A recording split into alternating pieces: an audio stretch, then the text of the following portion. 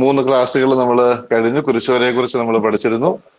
അതുപോലെ തന്നെ നമ്മൾ പഠിച്ച കാര്യങ്ങളാണ് മാമോദിസയെ കുറിച്ച് പഠിച്ചു, തൈലാഭിഷേക ശുശ്രൂഷയെ കുറിച്ച് പഠിച്ചു, അതുപോലെ തന്നെ രോഗിലേപന ശുശ്രൂഷയെ കുറിച്ച് പഠിച്ചു, രോഗിലേപന കുദാശയെ കുറിച്ചും പഠിച്ചു. ഇത്രയും കാര്യങ്ങളാണ് നമ്മളിപ്പോ പഠിച്ചിരിക്കുന്ന കാര്യങ്ങൾ. അപ്പൊ നമ്മള് ഇനി അടുത്ത ഒരു കുദാശയെ കുറിച്ച് നമ്മൾ പഠിക്കാനായിട്ട് പോവുകയാണ്. നമ്മൾ പഠിക്കാനായിട്ട് പോകുന്നത് നമ്മുടെ കുമ്പസാരം എന്ന് പറയുന്ന കുദാശയെ കുറിച്ചാണ്. കുമ്പസാരം എന്ന് പറയുന്നത് നമുക്കറിയാം, നമ്മുടെ പാപങ്ങൾ മോചിക്കപ്പെടുവാനായിട്ട് ഒരേ ഒരു കുദാശ മാത്രമേ ഉള്ളൂ. അത് നമ്മുടെ കുമ്പസാര കുദാശ മാത്രമാണ്. വേറൊന്നിനും പാപങ്ങൾ മോചിക്കുന്നില്ല. പാപങ്ങളുടെ പൊറുതി എന്നൊക്കെ പറയുന്നതിനകത്ത് അർത്ഥങ്ങൾ വേറെയാണ്. നമുക്ക് പിന്നീട് അത് കാണാം. അപ്പൊ നമുക്ക് പാപങ്ങൾ മോചിക്കപ്പെടുന്ന കുദാശ എന്ന് പറയുന്നത്, കർത്താവ് സ്ഥാപിച്ച കുദാശ എന്ന് പറയുന്നത് കുമ്പസാരം എന്ന് പറയുന്ന കുദാശയാണ്. അപ്പൊ ഈ കുമ്പസാരത്തിലൂടെ കർത്താവ് പാപങ്ങൾ മോചിക്കുന്നു എന്ന് പറയുന്നതിന്, കർത്താവ് പാപങ്ങൾ ക്ഷമിക്കുന്നു എന്ന് പറയുന്നത് നമ്മൾ ക്ഷമിക്കുന്നത് പോലെയല്ല. നമ്മൾ പാപങ്ങൾ ക്ഷമിച്ചാൽ, നമ്മളോട് ഒരാൾ തെറ്റ് ചെയ്തു, നമ്മൾ അവരോട് ക്ഷമിച്ചാൽ നമ്മളത് വീണ്ടും ഓർത്തിരിക്കും. പക്ഷെ കർത്താവിന്റെ ക്ഷമയെ കുറിച്ച് വചനം പഠിപ്പിക്കുന്നത് ഇപ്രകാരമാണ്. യെശയ്യാ പ്രവാചകന്റെ പുസ്തകം 43-ാം അധ്യായം 25-ാമത്തെ വാക്യം. അതിങ്ങനെയാണ്: എന്നെ പ്രതി നിന്റെ തെറ്റുകൾ തുടച്ചു മാറ്റുന്ന ദൈവം ഞാൻ തന്നെ, നിന്റെ പാപങ്ങൾ ഞാൻ ഇനി ഓർക്കുകയില്ല. അപ്പോ പറയുന്ന കാര്യം ഇപ്രകാരം 2 വാക്കുകൾ നമ്മൾ പ്രത്യേകമായിട്ട് ശ്രദ്ധിക്കണം. എന്നെ പ്രതി നിന്റെ തെറ്റുകൾ തുടച്ചു മാറ്റുന്ന ദൈവം ഞാൻ തന്നെ, നിന്റെ പാപങ്ങൾ ഞാൻ ഇനി ഓർക്കുകയില്ല. അപ്പൊ ഒരു വാക്ക് ഇതാണ്, തുടച്ചു മാറ്റുക. 2, ഓർക്കുകയില്ല. ഈ 2 കാര്യങ്ങളാണ് വചനത്തിൽ കർത്താവ് പാപങ്ങൾ മോചിക്കുന്നതിനെ കുറിച്ച് പറയുക. ഇനി വീണ്ടും അത് പറയുന്നുണ്ട്. സങ്കീർത്തന പുസ്തകം 51-ാം അധ്യായം 9-ാമത്തെ വാക്യം: എന്റെ പാപങ്ങളിൽ നിന്ന് മുഖം മറയ്ക്കണമേ, എന്റെ അകൃത്യങ്ങൾ മായ്ച്ചു കളയണമേ. അപ്പോ മുഖം മറയ്ക്കണമേ, മായ്ച്ചു കളയണമേ. അപ്പൊ ഈ മായ്ച്ചു കളയുക എന്ന് പറയുന്നത് വളരെ പ്രധാനപ്പെട്ട ഒരു കാര്യമാണ്. ഇനിയും വീണ്ടും പറയുകയാണ്, അപ്പോസ്തല പ്രവർത്തനങ്ങൾ 3-ാം അധ്യായം 19-ാമത്തെ വാക്യം: അതിനാൽ നിങ്ങളുടെ പാപങ്ങൾ മായ്ച്ചു കളയുവാൻ പശ്ചാത്തപിച്ച് ദൈവത്തിങ്കിലേക്ക് തിരിയുവിൻ.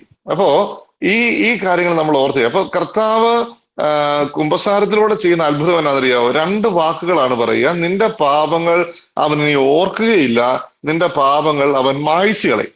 അപ്പൊ ഈ ഓർക്കുകയില്ല എന്ന് പറഞ്ഞ അർത്ഥം എന്നാണ്? ഓർക്കുകയില്ല എന്ന് പറഞ്ഞാൽ അങ്ങനെ ഒരു കാര്യം പിന്നെ നടന്നിട്ടുള്ളതായിട്ട് നമ്മുടെ ഓർമ്മയിലേ ഇല്ല, നമ്മൾ മറന്നു കളയും. ഇതാണ് ഓർക്കുകയില്ല എന്ന് പറയുക. അപ്പൊ അതായത് നമ്മൾ മരിച്ചു കഴിഞ്ഞാൽ, നമ്മൾ ശ്രദ്ധിക്കേണ്ട ഒരു കാര്യം ഇതാണ്, നമ്മൾ മരിച്ചു കഴിഞ്ഞാൽ ആ സെക്കൻഡിൽ തന്നെ നമുക്ക് വേണ്ടിയുള്ള തനത് വിധി പ്രഖ്യാപിക്കപ്പെടും. തനത് വിധി പ്രഖ്യാപിക്കപ്പെടുന്നത് ഒരു വിധിയാളന്റെ മുന്നിലാണ്. അപ്പൊ ഈ വിധിയാളന്റെ മുന്നിൽ 2 അഡ്വക്കേറ്റ്സ് എപ്പോഴും പ്രത്യക്ഷപ്പെടും. 1 നിന്റെ കാവൽ മാലാഖ, 2 ഒരു പിശാച്. അപ്പൊ ഈ കാവൽ മാലാഖ നീ ചെയ്തിട്ടുള്ള എല്ലാ നന്മകളും ഏറ്റുപറഞ്ഞ് നീ സ്വർഗത്തിൽ പോകാൻ യോഗ്യനാണെന്ന് വാദിക്കുമ്പോൾ, ഈ കുട്ടി പിശാച് നമ്മുടെ എല്ലാ തിന്മകളും ഏറ്റുപറഞ്ഞിട്ട് നമ്മൾ നരകത്തിന് യോഗ്യനാണെന്ന് എപ്പോഴും വാദിച്ചുകൊണ്ടിരിക്കും. അപ്പോ ഈ 2 കാര്യങ്ങൾ നമ്മൾ ശ്രദ്ധിക്കണം. അപ്പോ നമ്മൾ ഈ നന്മകൾ ഏറ്റുപറയുമ്പോൾ അത് നമ്മളെ സ്വർഗത്തിലേക്ക് കൊണ്ടുപോകാനുള്ള കണക്കെടുക്കാകുമ്പോൾ മറ്റൊരു കാര്യം നമുക്ക് സംഭവിക്കുകയാണ്, നമ്മുടെ തിന്മകൾ ഏറ്റുപറയുകയാണ്. അപ്പൊ ഈ തിന്മകൾ ഏറ്റുപറയുമ്പോൾ ചില കാര്യങ്ങൾ ഈ പിശാച് പറയുമ്പോൾ കർത്താവ് പറയും, ഞാൻ ആ കാര്യങ്ങൾ ഓർക്കുന്നില്ല, കർത്താവ് അത് മറന്നു കളഞ്ഞു, അങ്ങനെ ഒരു കാര്യം ഞാൻ ഓർക്കുന്നില്ല. കർത്താവ് ഓർക്കുന്നില്ല എന്ന് പറഞ്ഞാൽ അതിന്റെ അർത്ഥം അങ്ങനെ ഒരു കാര്യം സംഭവിച്ചതായിട്ട് തെളിവില്ല എന്നാണ്. ആ തെളിവില്ലാത്ത കാര്യത്തിന്റെ പേരിൽ നമുക്ക് നരകത്തിൽ പോകാനായിട്ട് സാധിക്കില്ല. അപ്പൊ നമ്മൾ കുമ്പസാരിച്ച പാപങ്ങളിൽ സംഭവിക്കുന്ന കാര്യം എന്താണ്? നിന്റെ പാപങ്ങൾ കർത്താവ് ഓർക്കുകയില്ല, അത് മൊത്തം മറന്നുപോയി.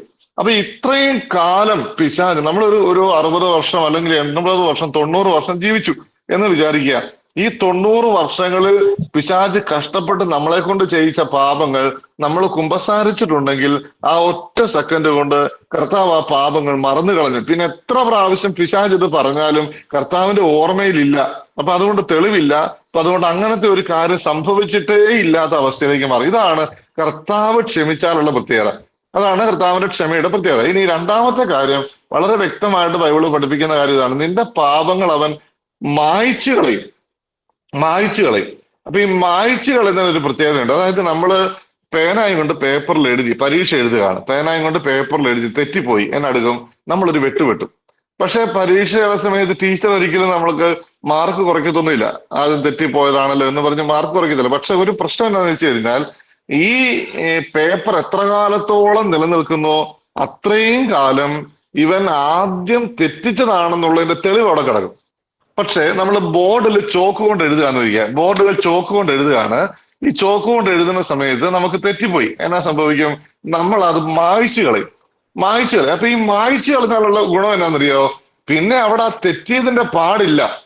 നമുക്ക് തെറ്റിപ്പോയി, അത് നമുക്കറിയാം, പക്ഷെ പിന്നീട് ആ തെറ്റിയതിന്റെ തെളിവില്ല. അപ്പൊ ഈ വളരെ വ്യക്തമായിട്ടാണ് കർത്താവ് ഈ വാക്കുകൾ ഉപയോഗിക്കുന്നത്. നിന്റെ പാപങ്ങൾ അവനിങ്ങനെ വെട്ടുകല്ല, മറിച്ച് ആ പാപങ്ങൾ അവൻ മായ്ച്ചു കളയും. ഇതാണ് ഇതിലൂടെ സംഭവിക്കുന്ന അത്ഭുതം, കുമ്പസാരത്തിലൂടെ സംഭവിക്കുന്ന അത്ഭുതം. എന്ന് പറഞ്ഞാൽ നീ പാപം ചെയ്തിട്ട് നിന്റെ പാപം കർത്താവ് അങ്ങോട്ട് മാറ്റി വെക്കുകയല്ല, മറിച്ച് ആ പാപം ചെയ്തിട്ടില്ലാത്തതുപോലെ തെളിവ് ഉൾപ്പെടെ നശിപ്പിച്ച് കളയാം. എന്ന് പറഞ്ഞാൽ പിന്നെ നിനക്ക് ആ പാപം ഇല്ല. അതുകൊണ്ടാണ് സഭ വളരെ വ്യക്തമായിട്ട് പഠിപ്പിക്കുന്നത്, ഒരാള് ഒരിക്കലും ഒരു പാപം പറഞ്ഞു കുമ്പസാരിച്ചിട്ടുണ്ടെങ്കിൽ പിന്നീട് ഒരിക്കലും അയാൾ ആ പാപം പറഞ്ഞ് കുമ്പസാരിക്കാൻ പാടില്ല. എന്ന് പറഞ്ഞാല് നമ്മൾ വീണ്ടും അത് റിപ്പീറ്റ് ചെയ്തെങ്കിൽ പറയണം, അതല്ല ഞാൻ പറയുന്നത്. നമ്മള് ഒരു പാപം ഒരിക്കൽ പറഞ്ഞു, ഞാൻ പണ്ട് അങ്ങനെ ആയിരുന്നപ്പോ, ഇപ്പൊ എന്റെ കൊച്ചുനാളിലായിരുന്നപ്പോ ഞാൻ ഇങ്ങനെ ഒരു പാപം ചെയ്തിട്ടുണ്ട്. അത് നമ്മൾ ഒരിക്കൽ കുമ്പസാരിച്ചതാണെങ്കിൽ പിന്നീട് ഒരിക്കലും ആ പാപം കുമ്പസാരത്തിൽ ഏറ്റു പറയാൻ പാടില്ല. അങ്ങനെ പറഞ്ഞില്ലേലും കുഴപ്പമില്ലെന്നല്ല ഞാൻ പറയുന്നത്, ഏറ്റു പറഞ്ഞാൽ പാടില്ല. കാരണം എന്നറിയാവോ? അങ്ങനെ ഒരു പാപം നിനക്ക് പിന്നില്ല. അങ്ങനെ ഒരു പാപം നീ വീണ്ടും ഏറ്റു പറഞ്ഞാൽ അതിന്റെ അർത്ഥം എന്താണെന്നറിയാവോ? നീ ആ കുമ്പസാരത്തിൽ വിശ്വസിക്കുന്നില്ല എന്നാണ്. കുമ്പസാരത്തിൽ വിശ്വസിക്കുന്നില്ല എന്നാണ് അതിന്റെ അർത്ഥം. അപ്പൊ അങ്ങനെ ഒരിക്കലും നമുക്ക് ചെയ്യാൻ പറ്റില്ല. അപ്പൊ ആ കുമ്പസാരത്തിലുള്ള വിശ്വാസത്തോടെയാണ് നമ്മൾ കുമ്പസാരിക്കുന്നതിന്റെ പ്രത്യേകത എന്നാണ്? നിന്റെ പാപങ്ങൾ. ഈ രണ്ട് വാക്കുകൾ നിങ്ങൾ കാണാതെ പഠിക്കണം, നിങ്ങൾ കുറിച്ച് വെക്കണം കേട്ടോ, നിങ്ങൾ കുറിച്ച് വെക്കണം. കുമ്പസാരത്തിലൂടെ നൽകുന്ന അത്ഭുതം എന്താണ്? നിന്റെ പാപങ്ങൾ കർത്താവ് മറന്നു കളയും, മായ്ച്ചു കളയും. അപ്പൊ ഇത് നമ്മൾ ഓർത്തിരിക്കേണ്ട ഒരു കാര്യമാണ്. യെശയ്യാ പ്രവാചകന്റെ പുസ്തകം 43:25, സങ്കീർത്തനങ്ങൾ 51:9, അപ്പസ്തോല പ്രവർത്തനങ്ങൾ 3:19. നിങ്ങളുടെ റെഫറൻസിന് വേണ്ടിയിട്ട് അച്ഛൻ തരുന്ന ചില കാര്യങ്ങളാണ്. നിങ്ങൾക്ക് സാധിക്കുന്നവരൊന്ന് കുറിച്ച് വെക്കുക. സാധിക്കുന്നവരിൽ നിങ്ങൾ എല്ലാവരും തന്നെ ഒരു പേപ്പറും പേനായിട്ടിരിക്കുന്നതാണ് നല്ലത്. കാരണം നമുക്ക് എപ്പോഴും എല്ലാ കാര്യങ്ങളും നമ്മൾ പെട്ടെന്ന് ഓർമ്മയിൽ കിട്ടില്ലല്ലോ. അപ്പൊ ഞാൻ ഈ പറയുന്ന കാര്യങ്ങൾ നിങ്ങൾ ഓർത്തിരിക്കണം. രണ്ട് കാര്യങ്ങൾ ഇപ്പം മനഃപ്പാഠമാക്കേണ്ട രണ്ട് കാര്യങ്ങളാണ്. കർത്താവ് പാപങ്ങൾ പൊറുക്കുന്നു, അല്ലെങ്കിൽ കുമ്പസാരത്തിലൂടെ നടക്കുന്ന അത്ഭുതം എന്താണെന്ന് ആരെങ്കിലും ചോദിച്ചാൽ വചനം പറയുന്ന അത്ഭുതം ഇതാണ്. യെശയ്യാ പ്രവാചകന്റെ പുസ്തകം 43:25, യെശയ്യാ 43:25. അതിങ്ങനെയാണ്: നിന്റെ പാപങ്ങൾ അവൻ മറന്നു കളയുന്നു, നിന്റെ പാപങ്ങൾ അവൻ മായ്ച്ചു കളയുന്നു. അപ്പൊ ഇത് രണ്ടെണ്ണമാണ്. ഇതിന്റെ അർത്ഥമാണ് ഞാൻ നിങ്ങളോട് പറഞ്ഞത്. ഈ മായ്ച്ചു കളയുന്നതിന്റെ ഒക്കെ പ്രത്യേകത, നമ്മുടെ ഒരു പ്രത്യേകത അറിയാവോ? നമ്മള് സ്വർഗത്തിലേക്ക് പ്രവേശിക്കുന്നതിന് മുമ്പ് ഇരുട്ടത്ത് ചെയ്തതും വെളിച്ചത്ത് ചെയ്തതുമായ സർവ്വകാര്യങ്ങളും പുറത്തു വരും എന്ന് കർത്താവ് വളരെ വ്യക്തമായിട്ട് പഠിപ്പിക്കുന്നുണ്ട്. ഇരുട്ടത്ത് ചെയ്തതും വെളിച്ചത്ത് ചെയ്തതുമായ സർവ്വകാര്യങ്ങളും സർവരുടെയും മുമ്പാകെ വെളിപ്പെടും. ഇതാണ് അന്ത്യവിധിയിൽ നടക്കുന്ന കാര്യം. അപ്പൊ ഈ അന്ത്യവിധിയില് നമ്മൾ വിചാരിക്കുന്നത് പോലെയല്ല, നമ്മുടെ എല്ലാവരുടെയും ജീവിതകഥ അവിടെ പ്രത്യക്ഷപ്പെടും. ഒരു കാര്യം പോലും വ്യത്യാസമില്ലാതെ അവിടെ പ്രത്യക്ഷപ്പെടും. അപ്പൊ അങ്ങനെ സംഭവിക്കുന്ന സമയത്ത് നമ്മൾ ഓർക്കേണ്ട ഒരു കാര്യം എന്നറിയാവോ? ചില കാര്യങ്ങൾ നമ്മൾ ഓർക്കും, അയ്യോ ഇപ്പൊ ആ സംഭവം നടക്കും, അപ്പൊ ആ സംഭവം കാണിക്കും എന്ന് വിചാരിക്കുമ്പോൾ അത് കാണില്ല. കാരണം നമ്മളിത് കുമ്പസാരിച്ചതാണെങ്കിൽ ആ പാപങ്ങൾ എന്നേക്കുമായി പോയി. അതിന്റെ തെളിവ് പോലും ഇല്ലാതെ കർത്താവ് അത് മായ്ച്ചു കളഞ്ഞു, എന്നേക്കുമായിട്ട് മായ്ച്ചു കളഞ്ഞു. അതവിടെ വരില്ല. അതാണ് കുമ്പസാരത്തിലൂടെ നടക്കുന്ന വലിയ അത്ഭുതം എന്ന് പറയാം. അവിടെ ഈ കൗൺസിലിംഗ് ശുശ്രൂഷകളൊക്കെ നിങ്ങൾ കൂടിയിട്ടുണ്ടാവും, ഈ ഗിഫ്റ്റഡ് കൗൺസിലിങ്ങിലൊക്കെ കൂടിയിട്ടുണ്ടാവും. നിങ്ങളത് ശ്രദ്ധിച്ചെങ്കിൽ മനസ്സിലാകും. നമ്മൾ കുമ്പസാരിച്ച പാപങ്ങൾ ചില ആൾക്കാരുടെ മുന്നിൽ, കൗൺസിലേഴ്സിന്റെ മുന്നിൽ നമ്മൾ ചെല്ലുമ്പോൾ കർത്താവ് നമ്മളുടെ ജീവിതകഥ മുഴുവൻ ചിലപ്പോൾ അവർക്ക് വെളിപ്പെടുത്തി കൊടുക്കും. പക്ഷെ നിങ്ങൾ ശ്രദ്ധിച്ചാൽ മനസ്സിലാകും, ഒരിക്കലും നമ്മൾ നന്നായിട്ട് ഒരുങ്ങി കുമ്പസാരിച്ചിട്ടുള്ള ഒരു പാപം ഉണ്ടെങ്കിൽ അവരത് പറയില്ല. കാരണം അതങ്ങനെ ഒരു കാര്യം കർത്താവ് വെളിപ്പെടുത്തില്ല. അങ്ങനെ ഒരു കാര്യം കർത്താവിന്റെ ഓർമ്മയിൽ നിന്ന് മാഞ്ഞു പോയതാണ്. അപ്പൊ അതുകൊണ്ട് നമ്മൾ ഓർത്തിരിക്കേണ്ട ഒരു കാര്യം, ഇത്രയും വലിയൊരു സൗഭാഗ്യം നമുക്ക് കിട്ടാനില്ല. ഈ കണ്ട കാലം മുഴുവൻ ജീവിച്ചിട്ട് ഏതെങ്കിലും ഒക്കെ പാപങ്ങൾ ചെയ്തിട്ടുണ്ടെങ്കിൽ അതെല്ലാം ഒറ്റ നിമിഷം കൊണ്ട് കർത്താവ് എന്നേക്കുമായിട്ട് മറന്നു കളയും, മായ്ച്ചു കളയും. അപ്പൊ ഈ രണ്ട് വാക്കുകൾ ഞാൻ റിപ്പീറ്റ് ചെയ്ത് പറയുന്നത് നമ്മുടെ മനസ്സിൽ എപ്പോഴും ഉണ്ടായിരിക്കാനാണ്. വാക്കുകൾ ഇതാണ്: നിന്റെ പാപങ്ങൾ അവൻ മറന്നു കളയും, മായ്ച്ചു കളയും. അപ്പൊ ഇത് നമ്മൾ വളരെ വ്യക്തമായിട്ട് ഓർത്തിരിക്കേണ്ട ഒരു കാര്യമാണ്. പിന്നെ നമ്മൾ ഈ കുമ്പസാരത്തില് നമ്മുടെ പാപങ്ങള് മറന്നു കളയുന്നു, മായ്ച്ചു കളയുന്നു എന്ന് കർത്താവ് പറയും. പക്ഷെ ഈ മറന്നു കളയാനും മായ്ച്ചു കളയാനും കർത്താവ് ഒരു പ്രത്യേക രീതി നേരത്തെ മുതലേ പറഞ്ഞു വെക്കുന്നുണ്ട്. അതായത് എങ്ങനെയാണ് നമ്മൾ വെറുതെ ഒരു പാപം ചെയ്താൽ ഉടനെ അതങ്ങ് മോചിച്ചു കളയും, അങ്ങനല്ല കർത്താവ് പറഞ്ഞു പഠിപ്പിച്ചിരിക്കുക. അത് നമ്മൾ വ്യക്തമായിട്ട് മനസ്സിലാക്കണം. അതായത് ലേവ്യരുടെ പുസ്തകം, അവിടെയാണ് കർത്താവ് ഒരു ജനത്തെ രൂപപ്പെടുത്തുന്നത്. ലേവ്യരുടെ പുസ്തകം 5-ാം അധ്യായം 5-6 വാക്യങ്ങൾ. ലേവ്യർ 5:5-6 അതിങ്ങനെയാണ്: ഇവയിൽ ഏതെങ്കിലും കാര്യത്തിൽ ഒരുവൻ കുറ്റക്കാരനാണെങ്കിൽ അവൻ തന്റെ പാപം ഏറ്റു പറയണം. വീണ്ടും പറയാണ്, അവനൊരു ചെമ്മരിയാടിനെയോ കോലാടിനെയോ കർത്താവിന് പാപപരിഹാര ബലിയായി അർപ്പിക്കണം. പുരോഹിതൻ അവന് വേണ്ടി പാപപരിഹാരം ചെയ്യുകയും വേണം. അപ്പൊ കർത്താവ് നമ്മുടെ പാപങ്ങൾ മോചിക്കാൻ ഉണ്ടാക്കുന്ന ഒരു വഴി നമ്മൾ ശ്രദ്ധിക്കേണ്ട കാര്യം ഇതാണ്. കർത്താവ് പറയുകയാണ്, ആരെങ്കിലും ഒരാൾ പാപം ചെയ്തു കഴിഞ്ഞാൽ അവൻ ചെയ്യേണ്ട പ്രവൃത്തി തന്നെയാണ്, അവൻ അനുതാപത്തോടെ തന്റെ പാപങ്ങൾ ഏറ്റുപറയണം. എവിടെയാണെന്ന് പറയാണ്, അവൻ ദൈവാലയത്തിലേക്ക് പാപപരിഹാര ബലി അർപ്പിക്കാനായിട്ട് ചെല്ലണം. അവിടെ പുരോഹിതന്റെ അടുത്ത് വന്ന് പാപപരിഹാരത്തിന് വേണ്ടി അവൻ ചെമ്മരിയാടിനെയോ കോലാടിനെയോ കാഴ്ചവെക്കണം. അപ്പോ ഈ പുരോഹിതൻ അവന് വേണ്ടി പാപപരിഹാരം ചെയ്ത് പ്രാർത്ഥിക്കണം. അപ്പോഴാണ് അവരുടെ പാപങ്ങൾ മോചിക്കപ്പെടുന്നത്. നിങ്ങൾ ശ്രദ്ധിക്കുക, നിങ്ങൾ റിയാക്ഷൻസ് ഇപ്പൊ അധികം ഇടരുത്. ഞാൻ ചോദിക്കുമ്പോൾ റിയാക്ഷൻ ഇടാതെ എഴുത്. നിങ്ങൾ ഓർക്കുക, നമ്മൾ റിയാക്ഷൻസ് ഇടുമ്പോൾ പലർക്കും ഡിസ്ട്രാക്ഷൻ ഉണ്ടാവും. അതുകൊണ്ട് നിങ്ങൾ റിയാക്ഷൻസ് അധികം ഇടരുത്. നിങ്ങൾ റിയാക്ഷൻസ് ഇടാൻ പോകുമ്പോൾ നിങ്ങൾക്കും ശ്രദ്ധിക്കാൻ പറ്റുകയില്ല. വളരെ സീരിയസ് ആയിട്ടുള്ള കാര്യങ്ങളാണല്ലോ നമ്മൾ പറയുന്നത്. അപ്പോൾ നമ്മൾ ഒന്ന് ശ്രദ്ധിച്ച മക്കളെ. അപ്പൊ നമ്മൾ പറയേണ്ട ഓർത്തിരിക്കേണ്ട 1-2 കാര്യങ്ങൾ ഒരിക്കൽ കൂടി റിപ്പീറ്റ് ചെയ്യാണ്. ഒന്ന്, നിന്റെ പാപങ്ങൾ കർത്താവ് ഇങ്ങനെ അങ്ങ് വിട്ടുകളയുന്നു എന്നല്ല, കർത്താവ് മറന്നു കളയും, മായ്ച്ചു കളയും. ഇത് നമ്മൾ ഓർക്കുക. ഇനി മറന്നു കളയാനും മായ്ച്ചു കളയാനും വേണ്ടി കർത്താവ് പറഞ്ഞു തരുന്ന വഴി എന്ന് പറയുന്നത് എന്താണെന്ന് അറിയാവോ? കർത്താവ് പറയുകയാണ്, നിങ്ങൾ ആരെങ്കിലും ഒരാള് തെറ്റുകാരനാണെങ്കിൽ നിങ്ങൾ ചെയ്യേണ്ടത് എന്താണ്? നിങ്ങൾ ദൈവാലയത്തിൽ ചെന്ന് നിന്റെ പാപങ്ങൾ ഏറ്റുപറയണം. പുരോഹിതൻ അവന് വേണ്ടി പാപപരിഹാരം ചെയ്ത് പ്രാർത്ഥിക്കണം. അപ്പോഴാണ് നിന്റെ പാപങ്ങൾ മോചിക്കപ്പെടുന്നത്. ഇത് ചെയ്തുകൊണ്ടിരുന്ന യഹൂദര് ചെയ്ത ഒരു പ്രവൃത്തി നമ്മൾ പിന്നീട് വായിക്കുന്നുണ്ട്. മാർക്കോസിന്റെ സുവിശേഷം 1-ാം അധ്യായം 5-ാമത്തെ വാക്യം. അതിങ്ങനെയാണ്: യൂദയ മുഴുവനിലെയും ജെറുസലേമിലെയും ജനങ്ങൾ അവന്റെ അടുത്തെത്തി. അവർ പാപങ്ങൾ ഏറ്റുപറഞ്ഞ് ജോർദാൻ നദിയിൽ വെച്ച് സ്നാനം സ്വീകരിച്ചു. അപ്പൊ അതായത് ഈ യഹൂദർക്കറിയാം അവരെങ്ങനെയാണ് പാപപരിഹാര ബലി അർപ്പിക്കുന്നതെന്ന് അവർക്കറിയാം. അപ്പൊ അതുകൊണ്ട് അവര് മാനസാന്തരത്തിന്റെ മാമോദീസ സ്വീകരിക്കാനായിട്ട് വരുമ്പോ അവർ ചെയ്യുന്ന പ്രവൃത്തി എന്താണ്? അവര് സ്നാപകയോഹന്നാന്റെ അടുത്ത് വന്നിട്ട് അവരുടെ പാപങ്ങൾ ഏറ്റുപറഞ്ഞു കഴിഞ്ഞപ്പോ സ്നാപകയോഹന്നാൻ എന്ത് ചെയ്തു? അവർക്ക് പാപപരിഹാരത്തിന്റെ അല്ലെങ്കിൽ മാനസാന്തരത്തിന്റെ മാമോദീസ നൽകി. ഇതാണ് സംഭവിക്കുന്ന കാര്യം. അപ്പൊ അതുകൊണ്ട് നമ്മൾ ഓർത്തിരിക്കേണ്ട ഒരു കാര്യം എന്താ? വെറുതെ കർത്താവ് അങ്ങ് മോചിച്ചു കളയും നല്ല പോലെ. കർത്താവ് ഒരു മെതേഡ് പറയുകയാണ്, ഒരു രീതി പറയുകയാണ്. എന്താണ്? നീ നിന്റെ പാപങ്ങൾ വന്ന് ഏറ്റുപറഞ്ഞ് പുരോഹിതൻ നിനക്ക് വേണ്ടി പ്രാർത്ഥിക്കുമ്പോൾ നിന്റെ പാപപരിഹാരം നടന്നു. കർത്താവ് നിന്റെ പാപങ്ങൾ മറന്നു കളയും, മായ്ച്ചു കളയും. ഇനി യാക്കോബ് ശ്ലീഹായുടെ ലേഖനത്തില് 5-ാം അധ്യായം 14 മുതൽ 16 വരെയുള്ള വാക്യങ്ങൾ അതിങ്ങനെയാണ്: നിങ്ങളിൽ ആരെങ്കിലും രോഗിയാണെങ്കിൽ അവൻ സഭയിലെ ശ്രേഷ്ഠന്മാരെ വിളിക്കട്ടെ. ശ്രേഷ്ഠൻ എന്ന പ്രസ്ബിറ്റർ എന്നാണ് അർത്ഥം, എന്ന് പറഞ്ഞാൽ പുരോഹിതൻ എന്ന് തന്നെയാണ് അർത്ഥം. ശ്രേഷ്ഠന്മാരെ വിളിക്കട്ടെ. അവർ കർത്താവിന്റെ നാമത്തിൽ അവനെ തൈലാഭിഷേകം ചെയ്ത് അവന് വേണ്ടി പ്രാർത്ഥിക്കട്ടെ. നിങ്ങൾ ഓർക്കുക, ഒരാൾ രോഗിയാണെങ്കിൽ ചെയ്യേണ്ട പ്രവൃത്തി എന്താണ്? അവൻ ശ്രേഷ്ഠന്മാരെ വിളിക്കുക, പുരോഹിതൻ അവിടെ വന്ന് അവന് തൈലാഭിഷേകം ചെയ്ത് പ്രാർത്ഥിക്കട്ടെ. വീണ്ടും പറയുകയാണ്, വിശ്വാസത്തോടെയുള്ള പ്രാർത്ഥന രോഗിയെ സുഖപ്പെടുത്തും, കർത്താവ് അവനെ എഴുന്നേൽപ്പിക്കും. അവൻ പാപങ്ങൾ ചെയ്തിട്ടുണ്ടെങ്കിൽ അവിടുന്ന് അവന് മാപ്പ് നൽകും. നിങ്ങൾ സൗഖ്യം പ്രാപിക്കാനായി പരസ്പരം പാപങ്ങൾ ഏറ്റുപറയുകയും പ്രാർത്ഥിക്കുകയും ചെയ്യുവിൻ. നീതിമാന്റെ പ്രാർത്ഥന വളരെ ശക്തിയുള്ളതും ഫലദായകവുമാണ്. എന്ന് പറഞ്ഞാൽ അവിടെ പറയുകയാണ്, ആരെങ്കിലും രോഗിയാണെങ്കിൽ പോലും അവൻ ചെയ്യേണ്ട പ്രവൃത്തി എന്താണ്? അവൻ പുരോഹിതനെ വിളിക്കണം, പുരോഹിതൻ അവന് വേണ്ടി പ്രാർത്ഥിക്കണം. അപ്പൊ അതിനു മുമ്പ് ചെയ്യേണ്ട പ്രവൃത്തി എന്താണ്? നീ പാപം ചെയ്തിട്ടുണ്ടെങ്കിൽ നീ അത് ഏറ്റുപറയണം. എവിടെ? പുരോഹിതന്റെ അടുത്ത് ഏറ്റുപറയണം. അപ്പൊ പുരോഹിതൻ നിനക്ക് വേണ്ടി പ്രാർത്ഥിക്കും. പ്രാർത്ഥിക്കുമ്പോഴുള്ള ഗുണം എന്നാണെന്നറിയാവോ? ഒന്ന്, നിന്റെ പാപങ്ങൾ കർത്താവ് മറന്നു കളയും, മായ്ച്ചു കളയും, മോചിക്കും. രണ്ടാമത്തെ കാര്യം, നിന്നെ രോഗിയാണെങ്കിൽ കർത്താവ് നിന്നെ എഴുന്നേൽപ്പിക്കും. ഈ 2 കാര്യങ്ങളും അവിടെ സംഭവിക്കും. അപ്പൊ ഇത് നമ്മൾ ഓർത്തിരിക്കേണ്ട ഒരു കാര്യമാണ്. നിങ്ങളുടെ മനസ്സിലുണ്ടായിരിക്കുക.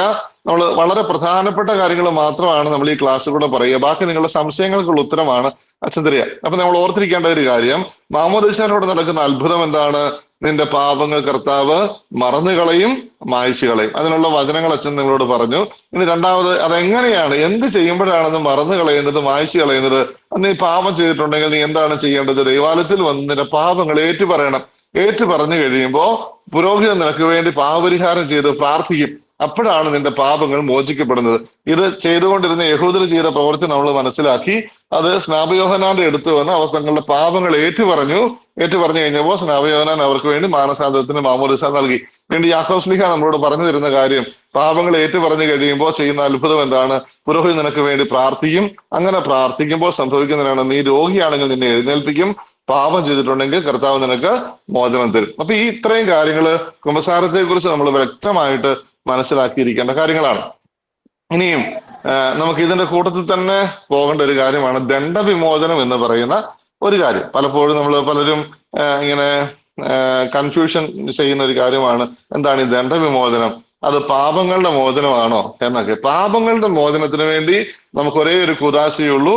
ആ കുദാശയുടെ പേരാണ് കുമ്പസാരം എന്ന് പറയുന്ന കുദാശ. ദണ്ഡവിമോചനം എന്ന് പറഞ്ഞാൽ എന്താണ്? അതായത് നമ്മളൊരു പാപം ചെയ്യുമ്പോൾ വളരെ ശ്രദ്ധിക്കണം. നമ്മളൊരു പാപം ചെയ്യുമ്പോൾ നമുക്ക് നിത്യനാശത്തിലേക്ക് ഒരു കാര്യം ഉണ്ടാകുന്നുണ്ട്, അതാണ് പാപം.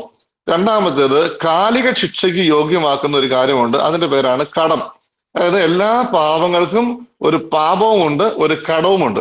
നമ്മൾ ശ്രദ്ധിക്കണം. പാപത്തോടു കൂടി നമ്മൾ മരിച്ചാൽ നമ്മൾ നരകത്തിൽ പോകും. കടത്തോടു കൂടി നമ്മൾ മരിച്ചാൽ ആ കടം വീട്ടുവോളം നമ്മൾ കാരാഗ്രഹത്തിൽ സൂക്ഷിക്കപ്പെടേണ്ടി വരും എന്ന് കർത്താവ് പറയുകയാണ്. ഇത് വായിച്ചിട്ടുണ്ടെന്ന് കരുതുകയാണ്. നിങ്ങൾ ന്യായാധിപന്റെ അടുക്കിലേക്ക് പോകുമ്പോൾ വഴിയിൽ വെച്ച് തന്നെ രമ്യപ്പെട്ടുകൊള്ളുക, ഇല്ലെങ്കിൽ അവൻ നിന്നെ ന്യായാധിപനെ ഏൽപ്പിച്ചു കൊടുക്കും, ന്യായാധിപൻ സേവകനെ ഏൽപ്പിച്ചു കൊടുക്കും, അവസാനത്തിൽ തൊട്ട് കൊടുത്തു വിട്ടുകൊള്ളും, നീ അവിടെ നിന്ന് പുറത്തു വരികയില്ലെന്ന് സത്യമായി ഞാൻ നിങ്ങളോട് പറയുന്നു എന്ന് പറയുന്ന വചനമുണ്ട്. അപ്പൊ അതായത് ഇതാണ് കടം എന്ന് പറയുക. അപ്പൊ കടം എന്ന് പറയുന്നത് എന്താണെന്ന് അറിയാം. ഇപ്പൊ ഞാന് ഒരാളുടെ കരണക്കുറ്റിക്കിട്ട് ഒറ്റ അടി വെച്ച് കൊടുത്തു എന്ന് വിചാരിക്കുക. ഒറ്റ അടി വെച്ച് കൊടുത്തു, അയാളുടെ അണപ്പല്ല് പോയി. അപ്പൊ ഞാൻ ഓർക്കണം, ഞാൻ എന്തൊരു വലിയ ഭാവിയാണ്, ഞാൻ ആ മനുഷ്യന്റെ അണപ്പല്ലടിച്ച് പൊട്ടിച്ചല്ലോ എന്ന് വിചാരിച്ച് ഞാൻ ഓടിപ്പോയി കുമ്പസാരിച്ചു, മാനസാന്തരപ്പെട്ട് കുമ്പസാരിച്ചു. എന്റെ കടങ്ങൾ മോചിക്കപ്പെട്ട് ഞാൻ നരകത്തിൽ പോവില്ല. പക്ഷേ അയാളുടെ അണപ്പല്ല് പോയി, അല്ലെ? ആ അണപ്പല്ല് കൊണ്ട് അയാൾക്കുണ്ടാകേണ്ട ആരോഗ്യം, അയാൾക്കുണ്ടാകേണ്ട എല്ലാ സന്തോഷങ്ങളും ഞാൻ കാരണം നഷ്ടപ്പെട്ടു പോയി. അപ്പൊ അതെല്ലാം അയാൾക്കുണ്ടാകേണ്ടിയിരുന്ന എല്ലാ ഗുണങ്ങളും നഷ്ടപ്പെട്ടത് മൊത്തം എന്റെ ഭാഗത്തെ കടമാണ്. അപ്പൊ ഞാൻ കുമ്പസാരിക്കുന്നത് കൊണ്ട് എന്റെ പാപങ്ങൾ മോചിക്കപ്പെടും. പക്ഷെ എന്റെ കടം വീട്ടണമെങ്കിൽ ഞാൻ ആ പല്ല് വെച്ചു കൊടുക്കാനുള്ള പരിപാടിയും കൂടെ ചെയ്യണം, എങ്കിലേ എന്റെ കടങ്ങൾ വീട്ടുള്ളൂ. ഞാനിപ്പോ ഒരാളോട് പിണക്കത്തിലാണ്. അപ്പൊ ഞാൻ ഇപ്പൊ ഉദാഹരണം പറഞ്ഞാൽ ഞാനും എന്റെ കൈക്കാരനും തമ്മിൽ പിണക്കത്തിലാണെന്ന് വിചാരിക്കുക. അപ്പൊ അതിന് ഞങ്ങൾ രണ്ടുപേരും ചെയ്യുന്ന പാപമാണ്. ഞങ്ങൾ രണ്ടുപേരും കുമ്പസാരിച്ചു, പക്ഷേ ഞങ്ങൾ രമ്യപ്പെടുന്നില്ല. ആ രമ്യപ്പെടുന്നില്ലെങ്കിലുള്ള കുഴപ്പനാണ്, ഞാനും എന്റെ കൈക്കാരനും കൂടെ ചേർന്ന് നിന്നാൽ ആ പള്ളിയിൽ ഉണ്ടാവേണ്ടിയിരുന്ന എല്ലാ നന്മകളും നഷ്ടപ്പെട്ടു പോയി. അവിടെ സംഭവിക്കുന്ന എല്ലാം എന്റെ കടമാണ്. അപ്പൊ ഞാൻ ചെയ്യേണ്ട പ്രവൃത്തിയാണ്, ഞാൻ അയാളോട് പോയി രമ്യപ്പെടുക കൂടി ചെയ്തെങ്കിലേ ഈ എന്റെ കടങ്ങളും പാപങ്ങളും മോചിക്കപ്പെടുകയുള്ളൂ. പക്ഷെ നമുക്ക് എല്ലാ കടങ്ങളും ഇതുപോലെ വീട്ടാൻ പറ്റില്ല. നമ്മളെ കൊണ്ട് വിചാരിച്ചാൽ എല്ലാ കടങ്ങളും വീട്ടാനായിട്ട് പറ്റില്ല. അപ്പോ അതുകൊണ്ട് സംഭവിക്കുന്ന കാര്യം എന്താണ്? എന്നും പറഞ്ഞ് നമ്മളെ നരകത്തിലോ അല്ലെങ്കിൽ ശുദ്ധീകരണ സ്ഥലത്തിലോ ഇടണമെന്ന് കർത്താവ് ആഗ്രഹിക്കുന്നില്ല. അപ്പൊ അതുകൊണ്ട് കർത്താവ് നമുക്ക് വേണ്ടി ചെയ്യുന്ന വലിയ അത്ഭുതകരമായിട്ടുള്ളൊരു കാര്യമാണ്. നിങ്ങൾ വളരെ ശ്രദ്ധിക്കുക. നമ്മുടെ കടങ്ങൾ പൊറുക്കാൻ വേണ്ടി നമ്മുടെ കടങ്ങൾ, നമ്മളെ കൊണ്ട് പറ്റുന്ന എല്ലാ കടങ്ങളും നമ്മൾ തന്നെ വീട്ടണം. നമ്മളെ കൊണ്ട് ചെയ്യാൻ പറ്റാത്ത കടങ്ങളുടെ പേരിൽ നമ്മൾ ശിക്ഷ അനുഭവിക്കാതിരിക്കാൻ വേണ്ടി കർത്താവ് ഈശോമിശിഹ തന്റെ വിശുദ്ധരുടെയും യോഗ്യത നമ്മുടെ കടങ്ങൾ വീട്ടാൻ വേണ്ടി എടുത്തുപയോഗിക്കുന്നതിന്റെ പേരാണ് ദണ്ഡവിമോചനം എന്ന് പറയാം. അത് നമ്മുടെ ചില പ്രവൃത്തികൾക്ക് സഭ എടുത്തു വെച്ച് നമുക്ക് വിളമ്പി തരുന്നതാണ്. എന്ന് വെച്ചാൽ നമ്മൾ ശുദ്ധീകരണ സ്ഥലത്തിൽ കിടക്കാതിരിക്കാൻ വേണ്ടി സഭ എടുത്തു വെച്ച് നമുക്ക് വിളമ്പി തരുന്ന ഒന്നാണ് ദണ്ഡവിമോചനം എന്ന് പറയാം. ഉദാഹരണം പറഞ്ഞാൽ, ദണ്ഡവിമോചനങ്ങളെ കുറിച്ച് നിങ്ങൾ കേട്ടിട്ടുണ്ടാകും. പലതരത്തിലുള്ള ദണ്ഡവിമോചനങ്ങൾ നിങ്ങൾ ശ്രദ്ധിച്ചിട്ടുണ്ടാകും. ഉദാഹരണം പറഞ്ഞാല്, നമ്മള് ഈ നോമ്പ് കാലത്തെ വെള്ളിയാഴ്ചകളിൽ നമ്മൾ കുരിശിന്റെ വഴി പ്രാർത്ഥന ചൊല്ലി പ്രാർത്ഥിച്ചാൽ പൂർണ്ണ ദണ്ഡവിമോചനമുണ്ട്. നമ്മൾ നടക്കുന്ന വഴിയിൽ ഒരു കുരിശടി കാണുകയാണ്, പബ്ലിക്കായിട്ട് അവിടെ നിന്ന് കുരിശ് വരച്ചാൽ അതിന് ഭാഗിക ദണ്ഡവിമോചനമുണ്ട്. അപ്പൊ ഇതുപോലെ പല കാര്യങ്ങളും, ഇപ്പം മെത്രാനച്ചൻ ഔദ്യോഗികമായി ഇടവക സന്ദർശനം നടത്തുമ്പോൾ ആ കർമ്മങ്ങളിൽ പൂർണ്ണമായി പങ്കുചേർന്നാൽ അതിന് പൂർണ്ണ ദണ്ഡവിമോചനമുണ്ട്. അപ്പൊ ഇങ്ങനെ പൂർണ്ണ ദണ്ഡവിമോചനത്തിനും ഭാഗ്യ ദണ്ഡവിമോചനം ഇഷ്ടംപോലെ അവസരങ്ങളുണ്ട്. നമ്മൾ വളരെ ഈസി എന്ന് പറഞ്ഞാല്, നിങ്ങളൊന്ന് ശ്രദ്ധിച്ചാൽ മനസ്സിലാകും, നമ്മൾ ചെയ്യുന്ന എല്ലാ സൽപ്രവർത്തികൾക്കും ഭാഗിക ദണ്ഡവിമോചനമുണ്ട്. എന്ന് പറഞ്ഞാൽ, നമ്മൾ ബസ്സിൽ യാത്ര ചെയ്യുന്ന സമയത്ത് വൃദ്ധനായ ഒരാളെ കണ്ടു, അയാൾക്ക് വേണ്ടി സീറ്റ് ഒഴിഞ്ഞു കൊടുത്തു, അതിന് ഭാഗിക ദണ്ഡവിമോചനമുണ്ട്. അപ്പൊ നമ്മൾ ശ്രദ്ധിക്കേണ്ട ഒരു കാര്യം ഇതാണ്, ഇങ്ങനത്തെ എല്ലാ കാര്യങ്ങളും ദണ്ഡവിമോചനങ്ങളും നമ്മൾ അറിഞ്ഞിരിക്കണം. നമ്മളുടെ കടങ്ങൾ കൂടെ പൊറുക്കപ്പെട്ട്, നിങ്ങളിപ്പോ റിയാക്ഷൻസ് ആരൊക്കെ ഇടുന്നുണ്ട്, നിങ്ങളത് നിർത്തുക, ദയവായിട്ട് റിയാക്ഷൻസ് നിർത്തുക. ഓക്കെ. അപ്പോ ഈ ദണ്ഡവിമോചനം എന്ന് പറയുന്നത് എന്താണെന്ന് നമുക്ക് മനസ്സിലാകുന്നുണ്ട്. കടങ്ങൾ പൊറുക്കപ്പെടാൻ വേണ്ടി കർത്താവിശ്വമിശിഹായുടെയും വിശുദ്ധരുടെയും പുണ്യയോഗ്യതകൾ നമുക്ക് എടുത്തു വെച്ച് വിളമ്പി തരുന്നതാണ്. നമ്മുടെ ചില പ്രവർത്തികൾക്ക് വേണ്ടി എടുത്തു വെച്ച് വിളമ്പി തരുന്നതിന്റെ പേരാണ് ഈ ദണ്ഡവിമോചനം എന്ന് പറയുന്നത്. അപ്പോ ഈ ദണ്ഡവിമോചനങ്ങൾ എത്രമാത്രം വാങ്ങിച്ചെടുക്കാം അത്രമാത്രം വാങ്ങിച്ചെടുക്കാം. കാരണം പൂർണ്ണ ദണ്ഡവിമോചനമുണ്ട്, ഭാഗിക ദണ്ഡവിമോചനമുണ്ട്. പൂർണ്ണ ദണ്ഡവിമോചനം എന്ന് പറഞ്ഞാൽ ഞാൻ ചെയ്തിട്ടുള്ള ഒരു പാപം മൂലം ഉണ്ടായിട്ടുള്ള കടം അത് പൂർണ്ണമായും മോചിക്കുന്നതിന്റെ പേരാണ് പൂർണ്ണ ദണ്ഡവിമോചനം. പൂർണ്ണ ദണ്ഡവിമോചനം എന്ന് പറഞ്ഞാൽ ഞാൻ ചെയ്തിട്ടുള്ള എല്ലാ കടങ്ങളും മോചിക്കുന്നതല്ല, ഒരു പാപം മൂലം ഉണ്ടായ കടം അത് പൂർണ്ണമായി മോചിക്കുന്നതാണ് പൂർണ്ണ ദണ്ഡവിമോചനം. ഞാൻ ചെയ്തിട്ടുള്ള ഒരു പാപം മൂലം ഉണ്ടായിട്ടുള്ള കടം ഭാഗികമായി മാത്രം മോചിക്കുന്ന ദണ്ഡവിമോചനമാണ് ഭാഗിക ദണ്ഡവിമോചനം. എന്ന് പറഞ്ഞാൽ എത്രമാത്രം ദണ്ഡവിമോചനങ്ങൾ നമ്മൾ വാങ്ങിച്ചെടുക്കാമോ അത്രമാത്രം ദണ്ഡവിമോചനങ്ങൾ നമ്മൾ ജീവിച്ചിരിക്കുന്ന കാലഘട്ടത്തിൽ വാങ്ങിച്ചെടുക്കണം. അത് നമ്മൾ പ്രത്യേകമായിട്ട് ശ്രദ്ധിക്കേണ്ട കാര്യമാണ്. നിങ്ങൾ ശ്രദ്ധിച്ചിട്ടുണ്ടാവും, ഇങ്ങനെ പൂർണ്ണ ദണ്ഡവിമോചനങ്ങൾ ഒത്തിരിയേറെ മാർപ്പാപ്പ പ്രഖ്യാപിച്ചിട്ടുണ്ടായിരുന്നു. ഈ കരുണയുടെ വർഷത്തില് നിങ്ങൾ ശ്രദ്ധിച്ചിട്ടുണ്ടാവും. അതായത് കരുണയുടെ വർഷത്തില് കരുണയുടെ വാതിലൂടെ പ്രവേശിച്ചാൽ ദണ്ഡവിമോചനം, അവിടെ പോയി കുമ്പസാരിച്ചാൽ ദണ്ഡവിമോചനം, അങ്ങനെ ഒത്തിരി കാര്യങ്ങൾക്ക് ദണ്ഡവിമോചനങ്ങൾ പ്രഖ്യാപിച്ചത്. നമ്മൾ വിചാരിക്കുന്നത് പോലല്ല, ഒത്തിരിയേറെ കാര്യങ്ങൾക്ക് ദണ്ഡവിമോചനങ്ങളുണ്ട്. ഇപ്പൊ ഉദാഹരണം പറഞ്ഞാല് ഓഗസ്റ്റ് 15-ാം തീയതി മാതാവിന്റെ സ്വർഗാരോഹണ തിരുനാളില് നമ്മളെ സ്വന്തം പള്ളിയിൽ, ഇടവക പള്ളിയിൽ പരിശുദ്ധ കുർബാന അർപ്പിച്ച് പ്രാർത്ഥിച്ചാൽ പൂർണ്ണ ദണ്ഡവിമോചനമുണ്ട്. ഇനിയും നമ്മുടെ വലിയ ശനിയാഴ്ച നമ്മുടെ മാമോദിസ വ്രതനവീകരണം നടത്തിയാൽ പൂർണ്ണ ദണ്ഡവിമോചനമുണ്ട്. അപ്പൊ ഇങ്ങനെ ഒത്തിരിയേറെ കാര്യങ്ങൾക്ക് ഒരുമിച്ചിരുന്ന് കൊന്ത ചൊല്ലി പ്രാർത്ഥിച്ചാൽ പൂർണ്ണ ദണ്ഡവിമോചനമുണ്ട്. ഒറ്റയ്ക്കിരുന്ന് കൊന്ത ചൊല്ലി പ്രാർത്ഥിച്ചാൽ ഭാഗ്യ ദണ്ഡവിമോചനമുണ്ട്. അപ്പൊ ഇങ്ങനെ എത്രമാത്രം ദണ്ഡവിമോചനങ്ങൾ വാങ്ങിച്ചെടുക്കാമോ അത്രമാത്രം ദണ്ഡവിമോചനങ്ങൾ നമ്മൾ ഈ കാലഘട്ടം കൊണ്ട് വാങ്ങിച്ചെടുക്കാനായിട്ട് ശ്രദ്ധിക്കാം. ഇനി പൂർണ്ണ ദണ്ഡവിമോചനത്തിന് ഒരു നിയമമുണ്ട്. അതായത് ഒരു ദിവസം ഒരു പൂർണ്ണ ദണ്ഡവിമോചനം മാത്രമേ നമുക്ക് വേണ്ടി ചെയ്യാനായിട്ട് പറ്റുള്ളൂ. നമുക്ക് പല ദണ്ഡവിമോചനങ്ങൾ നമുക്ക് വാങ്ങിച്ചെടുക്കാം, പക്ഷെ ഒരെണ്ണം മാത്രമേ നമ്മളുടെ കാര്യത്തിന് വേണ്ടി വാങ്ങിച്ചെടുക്കാൻ പറ്റുള്ളൂ. അതിൽ കൂടുതൽ ദണ്ഡവിമോചനങ്ങൾ നമ്മൾ ഒരു ദിവസം വാങ്ങിച്ചെടുത്താൽ അത് ശുദ്ധീകരണാത്മാക്കൾക്ക് വേണ്ടിയിട്ടാണ് നമ്മൾ അത് സമർപ്പിക്കേണ്ടത്. അങ്ങനെയാണ് അതിന്റെ ശുശ്രൂഷ ചെയ്തിരിക്കുക. ഇനിയും നമ്മള് ഇപ്പൊ ഞാൻ പറഞ്ഞല്ലോ, പൂർണ്ണ ദണ്ഡവിമോചനങ്ങൾ വാങ്ങിച്ചെടുക്കുന്നതിന് ഒരു പ്രത്യേക രീതിയുണ്ട്. അതായത് നമ്മൾ മാർപ്പാപ്പാടെ നിയോഗത്തിന് വേണ്ടി എന്ന് പറഞ്ഞാൽ അതിനു മുമ്പ് നമ്മൾ കുമ്പസാരിച്ചൊരുങ്ങണം എന്ന നിബന്ധനയാണ്. കുമ്പസാരിച്ചൊരുങ്ങി പ്രസാദപരാവസ്ഥയിലായിരിക്കുമ്പോൾ മാർപ്പാപ്പാടെ നിയോഗത്തിന് വേണ്ടി ഒരു സ്വർഗസ്വനായ പിതാവേ, ഒരു നന്മ നിറഞ്ഞവരെയുമേ, ഒരു ത്രിത്വസ്തുതി എന്നിവ ചൊല്ലി കാഴ്ചവെക്കണം. അപ്പോഴാണ് ഈ ദണ്ഡവിമോചനങ്ങൾ നമുക്ക് ലഭിക്കുന്നത്. അത് നമ്മൾ എപ്പോഴും ഓർത്തിരിക്കേണ്ട ഒരു കാര്യമാണ്. ഓക്കെ. അപ്പൊ നമ്മൾ കുമ്പസാരത്തെ കുറിച്ചും ദണ്ഡവിമോചനത്തെ കുറിച്ചും വളരെ ചുരുങ്ങിയ ഒരു കാര്യമാണ് നമ്മളിപ്പോ പറഞ്ഞത്. കൂടുതൽ സംശയങ്ങൾ ഉണ്ടാകാനുള്ള സാധ്യതയുണ്ട്. സംശയങ്ങൾ ചോദിക്കുക.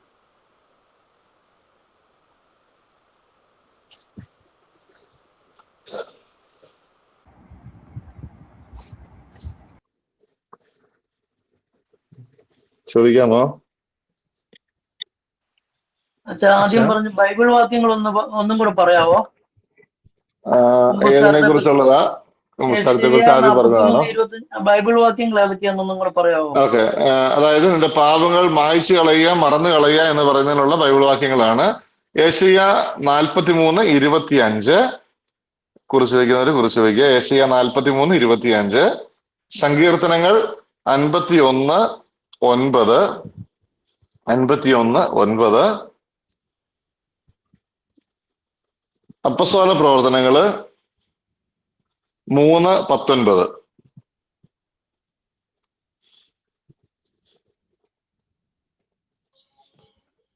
അതാണ് ആദ്യം പറയുന്നത്.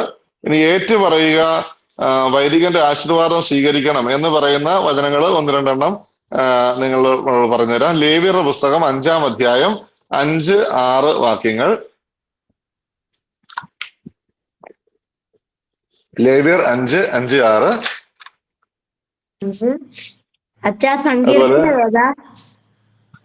സങ്കീർത്തനങ്ങള് പറഞ്ഞത് സങ്കീർത്തനങ്ങൾ 51:9. നീ ഏറ്റു പറയണം, വൈദികന്റെ ആശീർവാദം വാങ്ങണം എന്ന് പറയുന്ന വചനങ്ങളാണ് ഞാൻ നിങ്ങളോട് ഇപ്പൊ പറഞ്ഞത്. ലേവ്യരുടെ പുസ്തകം 5:5-6, മർക്കോസ് 1:5, യാക്കോബ് ശ്ലീഹായുടെ ലേഖനം 5-ാം അധ്യായം 14-16. നിങ്ങളൊന്ന് കുറിച്ച് വയ്ക്കുന്നത് നല്ലതാണ് കേട്ടോ. അച്ഛാ, ആ അച്ഛനല്ലേ ആദ്യം പറഞ്ഞ് കുംഭസാരത്തിൽ നമ്മള് ഒരു പാപം ഏറ്റു പറയണ്ട. അപ്പൊ ആ പാപം 2-3 പ്രാവശ്യം ചെയ്ത ഏറ്റു പറയണ്ട കുംഭസാരത്തില്? മോനെ, പാപം എന്ന് പറയുന്നത് നമ്മൾ ഈ കോമൺ ആയിട്ട് പാപത്തെ കുറിച്ച് നമ്മൾ ചിന്തിക്കരുത്. അതായത് നമ്മൾ സാധാരണ കുമ്പസാരിക്കുന്ന രീതി എങ്ങനെയാണ്? നമ്മൾ പറയാറുണ്ട്, ഞാൻ കള്ളത്തരം പറഞ്ഞിട്ടുണ്ട്, കട്ടെടുത്തിട്ടുണ്ട്, അല്ലെ? അങ്ങനെയൊക്കെയാണ് നമ്മൾ പറയുന്നത്. നമ്മൾ പാപത്തെ ഇങ്ങനെ കോമൺ ആയിട്ട് മാത്രം കാണരുത്. നിങ്ങൾ ശ്രദ്ധിക്കേണ്ട ഒരു കാര്യമാണ്, നിങ്ങൾ കുമ്പസാരിക്കുന്ന സമയത്ത് ലഘുപാപങ്ങളാണ് ചെയ്തിരിക്കുന്നതെങ്കിൽ ഒറ്റ വാക്കിൽ കുമ്പസാരിച്ചാൽ മതി. ഞാൻ കട്ടെടുത്തിട്ടുണ്ട്, അല്ലെങ്കിൽ കള്ളത്തരം പറഞ്ഞിട്ടുണ്ട്, അങ്ങനെ കുമ്പസാരിച്ചാൽ മതി. പക്ഷെ നമ്മളുടെ എല്ലാ കള്ളത്തരങ്ങളുടെയും ഗൗരവം ഒന്നായിരിക്കുകയില്ല. ഇപ്പൊ നമ്മൾ പറയാം, ഇപ്പൊ അയ്യോ അമ്മച്ചിയുടെ അടി കിട്ടാതിരിക്കാൻ വേണ്ടിയിട്ട് നമ്മൾ ഒരു കള്ളത്തരം പറഞ്ഞു, അതൊരു കള്ളത്തരമാണ്. നമ്മളൊരു കള്ളത്തരം പറഞ്ഞതിന്റെ പേരില് രണ്ടുപേരും തമ്മിൽ അടിച്ച് പിരിഞ്ഞു, ഭയങ്കര വഴക്കായി, അല്ലെ കൊലപാതകം വരെ നടന്നു എന്ന് വിചാരിക്കുക. ഒരു കള്ളത്തരത്തിന്റെ പേരിലാണ് അങ്ങനെ വരെ നടന്നു എന്ന് വിചാരിക്കുക. അപ്പം കള്ളത്തരം പറഞ്ഞു എന്ന് മാത്രം പറഞ്ഞാൽ പോരല്ലോ, ആ സംഭവം കൂടെ നമ്മൾ പറയേണ്ടി വരും. അപ്പൊ ചില പാപങ്ങളുടെ ഗൗരവം വലുതായിരിക്കും. അപ്പൊ ആ ഗൗരവം വലുതാണെങ്കിൽ ആ ഗൗരവമുള്ള പാപം ഏറ്റുവേണം. അപ്പൊ ഞാൻ നേരത്തെ പറഞ്ഞത് നമ്മൾ സിംഗിൾ പാപങ്ങളുടെ കാര്യമാണ് ഞാൻ പറഞ്ഞത്. ഇപ്പൊ നമ്മൾ ഇപ്പൊ കള്ളത്തരം പറഞ്ഞിട്ടുണ്ട്, ചിലപ്പോൾ നമ്മൾ പലപ്പോഴും റിപ്പീറ്റ് ചെയ്യുന്നതാണെങ്കിൽ നമ്മളത് വീണ്ടും വീണ്ടും പറയണം. നമ്മൾ ഓരോ പ്രാവശ്യവും പറഞ്ഞ കാര്യങ്ങൾ പറയണം. ഇനി അതല്ല, ഒരു ഇൻസിഡന്റ് വീണ്ടും വീണ്ടും നമ്മൾ വീണ്ടും വീണ്ടും പറയരുത്. ഞാൻ പണ്ട് ആയിരുന്ന സമയത്ത് ഇന്ന ഒരു കാര്യം ചെയ്തിട്ടുണ്ട്, അത് ക്ഷമിച്ചോ എന്ന് എനിക്ക് ഉറപ്പില്ല, അതുകൊണ്ട് ഞാൻ ഒന്നുകൂടെ പറയാണ്, അങ്ങനെ പറയരുത്. ക്ലിയർ ആയോ? ഞാൻ പറയുന്നത് ക്ലിയർ ആയോ അവനെ? ഓക്കെ. അച്ഛാ, ആ കാലിക ശിക്ഷയെ കുറിച്ചൊന്ന് പറയാമോ അച്ഛാ ഒന്നും കൂടി? കാലിക ശിക്ഷയെ കുറിച്ച് പറയുന്നത്, അതായത് നമ്മളൊരു പാപം ചെയ്യുമ്പോൾ പാപത്തിന് 2 ഫലങ്ങളാണുള്ളത്. ഒന്നാമത്തെ ഫലം എന്ന് പറയുന്നത് നിത്യശിക്ഷയ്ക്ക് അർഹമാകുന്ന കാര്യമാണ്, അത് നമ്മുടെ പാപം, മനസ്സിലായോ? അതേസമയത്ത് തന്നെ കാലിക ശിക്ഷയ്ക്ക് അർഹമാകുന്ന ഒരു പാപമുണ്ട്. കാലിക ശിക്ഷ എന്ന് പറഞ്ഞാൽ ഒരുപക്ഷെ ഈ ലോകത്തിൽ വെച്ച്, അതല്ലെങ്കിൽ സ്വർഗത്തിൽ പ്രവേശിക്കുന്നതിന് മുമ്പ് നമ്മൾ അനുഭവിച്ച് തീർക്കേണ്ട ശിക്ഷയാണ് കാലിക ശിക്ഷ. നിത്യശിക്ഷ എന്ന് പറഞ്ഞാൽ അതിന്റെ അർത്ഥം നരകത്തിലേക്ക് കൊണ്ടുപോകുന്ന ശിക്ഷയാണ്. മനസ്സിലാകുന്നുണ്ടോ? കാലിക ശിക്ഷ എന്ന് പറയുന്നത് നമുക്ക് സ്വർഗത്തിലേക്ക് പ്രവേശിക്കാം, പക്ഷെ ഈ കടം തീർന്നാലേ സ്വർഗത്തിലേക്ക് പ്രവേശിക്കാൻ പറ്റുള്ളൂ. അതാണ് കാലിക ശിക്ഷ. അപ്പൊ അതായത് നമുക്ക് ഒരു പാപം ചെയ്യുമ്പോൾ അതിന് പാപത്തിന് പാപവും ഉണ്ടാകുന്നുണ്ട്, കടവും ഉണ്ടാകുന്നുണ്ട്. നമ്മൾ ഈ കടത്തെ കുറിച്ചൊന്ന് മനസ്സിലാക്കിയാൽ മതി. അപ്പൊ നമ്മൾ ഒരു കാര്യം ചെയ്യുമ്പോൾ ആ ചെയ്യുന്നതിന്റെ ഫലം മൂലം മറ്റു പലർക്കും അല്ലെങ്കിൽ എനിക്ക് തന്നെയും ഒത്തിരി നന്മകൾ ഉണ്ടാവേണ്ടത് നഷ്ടപ്പെടുത്തി കളഞ്ഞുവെങ്കിൽ ആ നഷ്ടപ്പെടുത്തി കളയുന്നതിന്റെ പേരാണ് കടം.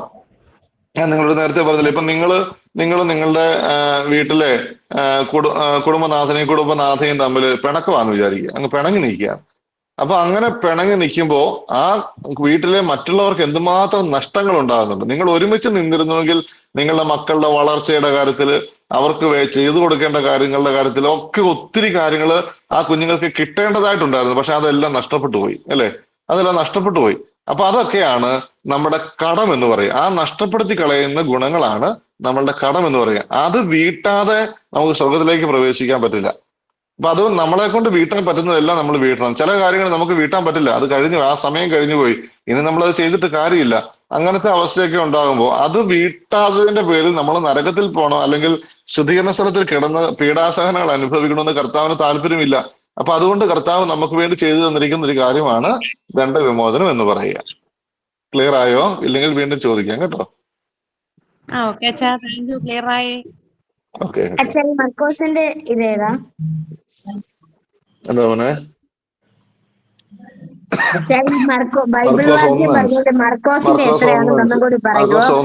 മർക്കോസ് 1:5.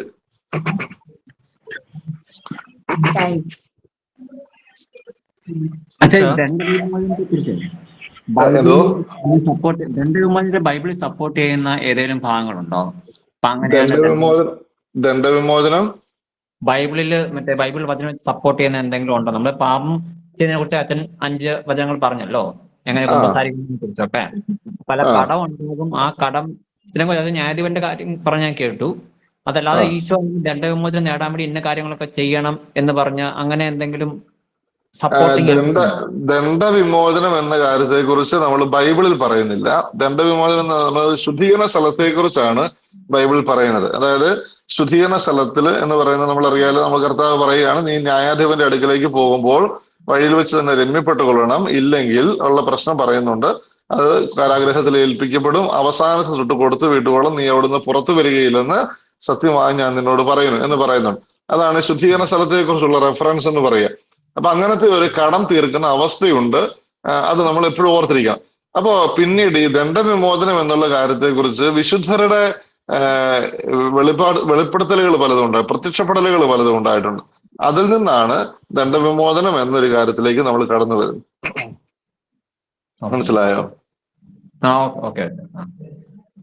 അച്ഛാ, ഈ ബൈബിൾ വാക്യത്തിലെ സങ്കീർത്തനം എത്രയാണെന്നൊന്നും കൂടെ പറയുവോ? സങ്കീർത്തനം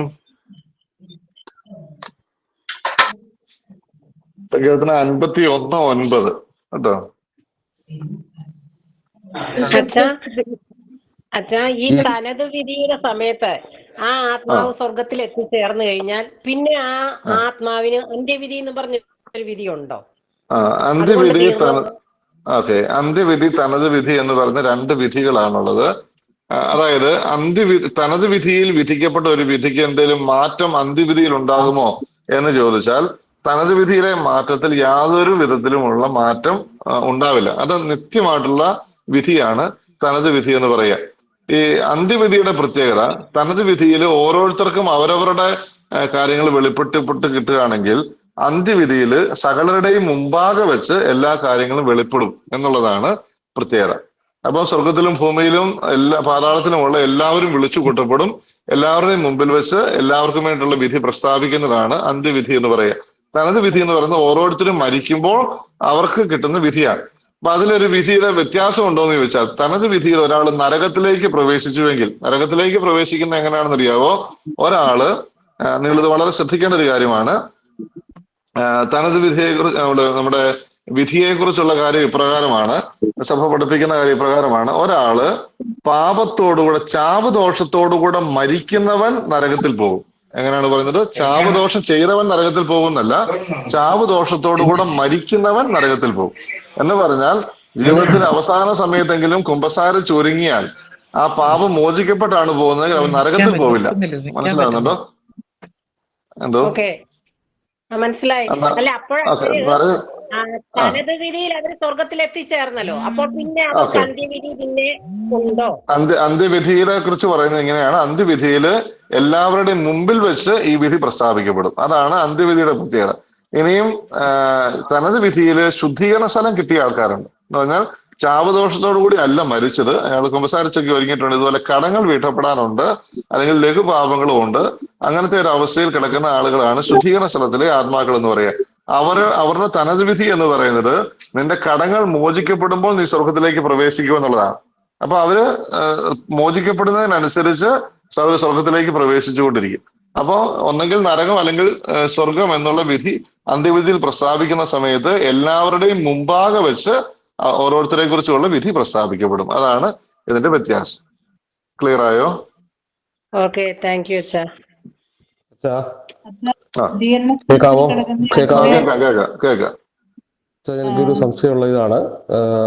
അത് ഇപ്പം ഈ ദണ്ഡവിമോചനത്തെ കുറിച്ച് പറഞ്ഞല്ലോ, അച്ഛനത് പറഞ്ഞു ബിബ്ലിക്കല് അല്ല എന്ന് പറയുന്നു, ബൈബിളിന് അതുപോലെ റെഫറൻസ് ഇല്ല എന്ന് പറയുന്നു. അത് വിശുദ്ധരുടെ വെളിപ്പെടുത്തലുകൾ അനുസരിച്ചിട്ടാണ് അത് സഭ സ്വീകരിച്ചതെന്ന് പറയുന്നു. അപ്പം ഇത് ഏത് വർഷത്തിലാണ് ഇത് ആരംഭിച്ചത്? ഇങ്ങനൊരു സമ്പ്രദായം ആരംഭിച്ചത്? അത് സഭയ്ക്ക് ലഭിച്ചിരിക്കുന്ന ശ്ലൈഹിക അധികാരം ഉപയോഗിച്ച്, അതായത് പത്രോസിനോട് പറഞ്ഞ അധികാരം ഉപയോഗിച്ചിട്ട് സഭ അത് എക്സസൈസ് ചെയ്യുന്നതാണോ? അല്ല, ഇപ്പൊ ഇതൊരു കോമൺ ഫാക്ടറായിട്ട് ഇപ്പൊ വന്നുകൊണ്ടിരിക്കുന്ന ഒരു കാലമാണ്. ഇപ്പൊ ഈ അടുത്തൊരു 10 വർഷം എടുത്ത് നോക്കുകയാണെങ്കിൽ ഇപ്പൊ എല്ലാ വർഷത്തിലും എന്തെങ്കിലും തരത്തിലുള്ള ദണ്ഡവിമോചനം അത് റോമിൽ നിന്ന് പ്രഖ്യാപിക്കുന്നുണ്ട്, പ്രാദേശിക സഭകളിൽ നിന്ന് പ്രഖ്യാപിക്കുന്നുണ്ട്, പ്രാദേശിക സഭാ തലവന്മാരിൽ നിന്ന് പ്രഖ്യാപിക്കപ്പെടുന്നുണ്ട്, അതുപോലെ തീർത്ഥാടന കേന്ദ്രങ്ങളുമായിട്ട് ബന്ധപ്പെടുത്തി പ്രഖ്യാപിക്കുന്നതുണ്ട്. ഇങ്ങനെ പലതും കേൾക്കുന്നുണ്ട്. പലതും കേൾക്കും, നമ്മൾ പലതും എക്സസൈസ് ചെയ്യാറുമുണ്ട്. അപ്പം ഇതിന് ശരിക്കുള്ള അതിന്റെ ഒരു ബാക്ക്ഗ്രൗണ്ട് എന്തായിരിക്കാം? അതായത് ദണ്ഡവിമോചനം തുടങ്ങിയ കാലഘട്ടത്തെ കുറിച്ച് ഒന്ന് നോക്കിക്കോട്ടെ.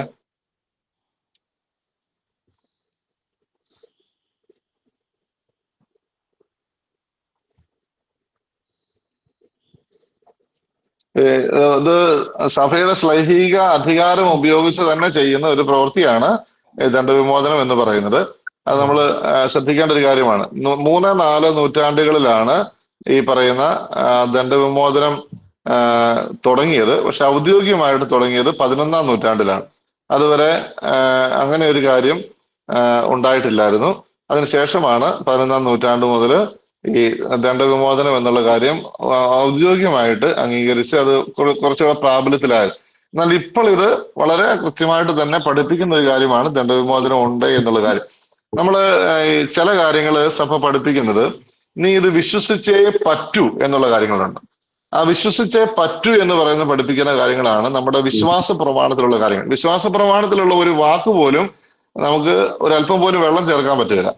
അത് നീ കത്തോലിക്കനാണെങ്കിൽ വിശ്വസിച്ചേ പറ്റൂ. മറ്റു ചില കാര്യങ്ങൾ പഠിപ്പിക്കുന്നത് വിശ്വസിക്കുന്നത് നല്ലതാണ് എന്ന് പറഞ്ഞുകൊണ്ടാണ്. മനസ്സിലാകുന്നുണ്ടോ? അങ്ങനെയുള്ള ചില കാര്യങ്ങളാണ് ഇങ്ങനെയുള്ള. ഇതിപ്പോ അതായത് കടങ്ങള് പൊറുക്കപ്പെടുമാറ് നമ്മൾ കിടക്കേണ്ട ഒരു സ്ഥലമുണ്ടെന്നും ബൈബിളിൽ പറയുന്നുണ്ട്. അപ്പൊ അതിന് നമുക്ക് പലതരത്തിലുള്ള വെളിപ്പെടുത്തലുകൾ കിട്ടിയതിന്റെ അടിസ്ഥാനത്തിൽ ഔദ്യോഗികമായി സഭ അംഗീകരിച്ച് ശ്ലൈഹിക അധികാരം ഉപയോഗിച്ച് നമുക്ക് വിളമ്പി തരുന്ന ഒന്നാണിത്. നമുക്കിത് ചെയ്യുന്നത് കൊണ്ട് നഷ്ടമൊന്നുമില്ല, അല്ലെ? നഷ്ടമൊന്നുമില്ല ചെയ്യുന്നത്. പക്ഷെ നീ ഇത് വിശ്വസിച്ചാൽ നിനക്ക് ഇത് കിട്ടുമെന്ന് സഭ നമുക്ക് ഉറപ്പ് തരികയാണ്. ഇത് മോചിക്കപ്പെടുമെന്ന് സഭ നമുക്ക് ഉറപ്പ്. നമുക്കത് വിശ്വസിച്ച് പോകുന്നതാണ് നമുക്ക് ഏറ്റവും ലാഭകരം, അല്ലെ? അപ്പൊ അങ്ങനത്തെ ഒരു കാര്യമാണ് ഈ ദണ്ഡവിമോചനം എന്ന് പറയുക. അതുപോലെ സഭയുടെ ചരിത്രവുമായിട്ട് ബന്ധപ്പെടുത്തി ഈ സഭയിലെ ഒരു നവോത്ഥാനം എന്നൊക്കെ പറയുന്ന വാക്കുകളൊക്കെ വന്നൊരു സമയമുണ്ടല്ലോ. അത് ഈ ദണ്ഡവിമോചനവുമായിട്ട് ബന്ധപ്പെടുത്തിക്കൊണ്ടൊരു സംഭവങ്ങളൊക്കെ മാർട്ടിൻ ലൂതർ കിങ്ങിന്റെ കാലത്തൊക്കെ ഈ ദണ്ഡവിമോചനവുമായിട്ട് ബന്ധപ്പെടുത്തിയാണോ ഇങ്ങനെയൊക്കെ എവിടൊക്കെയോ വായിച്ചതായിട്ടൊരു ഓർമ്മ ഇപ്പൊ അച്ഛനും ഇങ്ങനെ സംസാരിച്ചു കേട്ടത്? അല്ല, അതിങ്ങനെ പലരും ഇങ്ങനെ ഓരോന്നൊക്കെ പറയാറുണ്ട്. അതായത് സഭ എടുത്തു വെച്ചിട്ട് റോം പണിയാനായിട്ട് പൈസ കൊടുത്തവർക്ക് ദണ്ഡവിമോചനം കൊടുത്തു എന്നൊക്കെ എടുത്തിട്ട് ചുമ്മാ എടുത്ത് ഇതിനെ വിമർശിക്കാറുണ്ട്. അപ്പോ നമ്മൾ ശ്രദ്ധിക്കുന്ന ഒരു കാര്യം ഇതാണ്, നമ്മൾ ചെയ്യുന്ന ഓരോ സൽപ്രവർത്തികൾക്കും ദണ്ഡവിമോചനം പ്രഖ്യാപിച്ചിട്ടുണ്ട്. അത് ഇന്ന കാര്യമൊന്നുമല്ല. നമ്മൾ പള്ളിയുടെ മിറ്റം ദണ്ഡവിമോചനം ലഭിക്കണമെന്നുള്ള താല്പര്യത്തോടു കൂടി ആ മിറ്റം ക്ലീൻ ചെയ്താൽ പോലും അതിന് ഭാഗ്യ ദണ്ഡവിമോചനം സഭ ഔദ്യോഗികമായിട്ട് പ്രഖ്യാപിച്ചിട്ടുണ്ട്. മനസ്സിലായോ? അല്ലാതെ ഇങ്ങനത്തെ ഒരു കാര്യത്തിന് വേണ്ടിയല്ല. ചില ആൾക്കാർ ഇതിനെ എടുത്തു വെച്ച് വിമർശിക്കുന്ന ഇതാണ് പാപങ്ങളുടെ പൊറുതി ഉണ്ടെന്ന്. അങ്ങനെ ഒരു കാര്യമില്ല. പാപങ്ങളുടെ പൊറുതിക്ക് വേണ്ടിയിട്ട് ദണ്ഡവിമോചനം സഭ പ്രഖ്യാപിക്കുന്നില്ല. അപ്പൊ അത് നമ്മൾ വളരെ വ്യക്തമായിട്ട് മനസ്സിലാക്കേണ്ട ഒരു കാര്യമാണ്. ഇപ്പൊ അതിന്റെ പേരിലൊന്നും അല്ല ഈ മാർട്ടിൻ ലൂതർ കിങ് ഒക്കെ പിരിഞ്ഞു പോകാനുള്ള കാരണം, നവോത്ഥാനം ഉണ്ടാകാനുള്ള കാരണം. അത് ബൈബിളിലെ വിവർത്തനവുമായിട്ട് ബന്ധപ്പെട്ടിട്ട് തുടങ്ങിയ ചില കാര്യങ്ങളാണ്. ചില ശീഷ്മകൾ ഉണ്ടായപ്പോ അതുമായിട്ട് ബന്ധപ്പെട്ട ചില കാര്യങ്ങളുണ്ട്. അങ്ങനെ പല കാരണങ്ങൾ വെച്ചിട്ടാണ് ഇങ്ങനത്തെ നവോത്ഥാനങ്ങളും പല പ്രശ്നങ്ങളും ഒക്കെ ഉണ്ടായി മാറിപ്പോകുന്നതൊക്കെ. ഇത് അതിന്റെ ഒരു കാരണമല്ല. കൃത്യമായിട്ട് പറഞ്ഞു കഴിഞ്ഞാൽ കടങ്ങളുടെ പൊറുതി എന്ന് പറയുന്നത് ആ വാക്കാണ് ശരിക്കും ആശയക്കുഴപ്പം ഉണ്ടാക്കിക്കൊണ്ടിരിക്കുന്ന സാധനം. അതെ അതെ, ഈ കടം എന്താണെന്ന് നമുക്ക് മനസ്സിലാകാതെ പോകുന്നതാണ് പലപ്പോഴും ഉള്ള പ്രശ്നം ഉണ്ടാകുന്നത്. Okay, thank you so much. പൂർണ്ണ ദണ്ഡവിമോചനവും കിട്ടുന്ന പ്രാർത്ഥനകളും പ്രവർത്തനങ്ങളും ഏതൊക്കെയാണ്, എങ്ങനെ അറിയും അച്ഛ?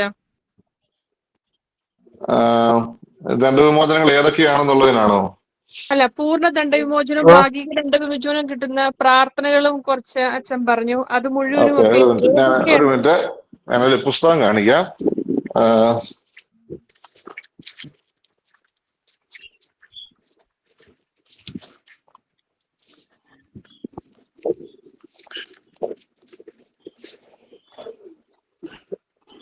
അതായത് ഇങ്ങനെ ഒരു പുസ്തകമുണ്ട്, നിങ്ങൾ കണ്ടിട്ടുണ്ടോ എന്ന് അറിഞ്ഞുകൂടാ. നിങ്ങൾക്ക് കാണാവോ? ശുദ്ധീകരണാത്മാക്കൾ സന്ദേശ ഗ്രന്ഥം വായിക്കൂ അല്ലെങ്കിൽ വിലപിക്കും. ഇങ്ങനത്തെ ഈ ഒരു പുസ്തകം എവിടെയെങ്കിലും കിട്ടുവാണെങ്കിൽ നിങ്ങളൊന്ന് വാങ്ങിക്കുന്നത് നല്ലതാണ്.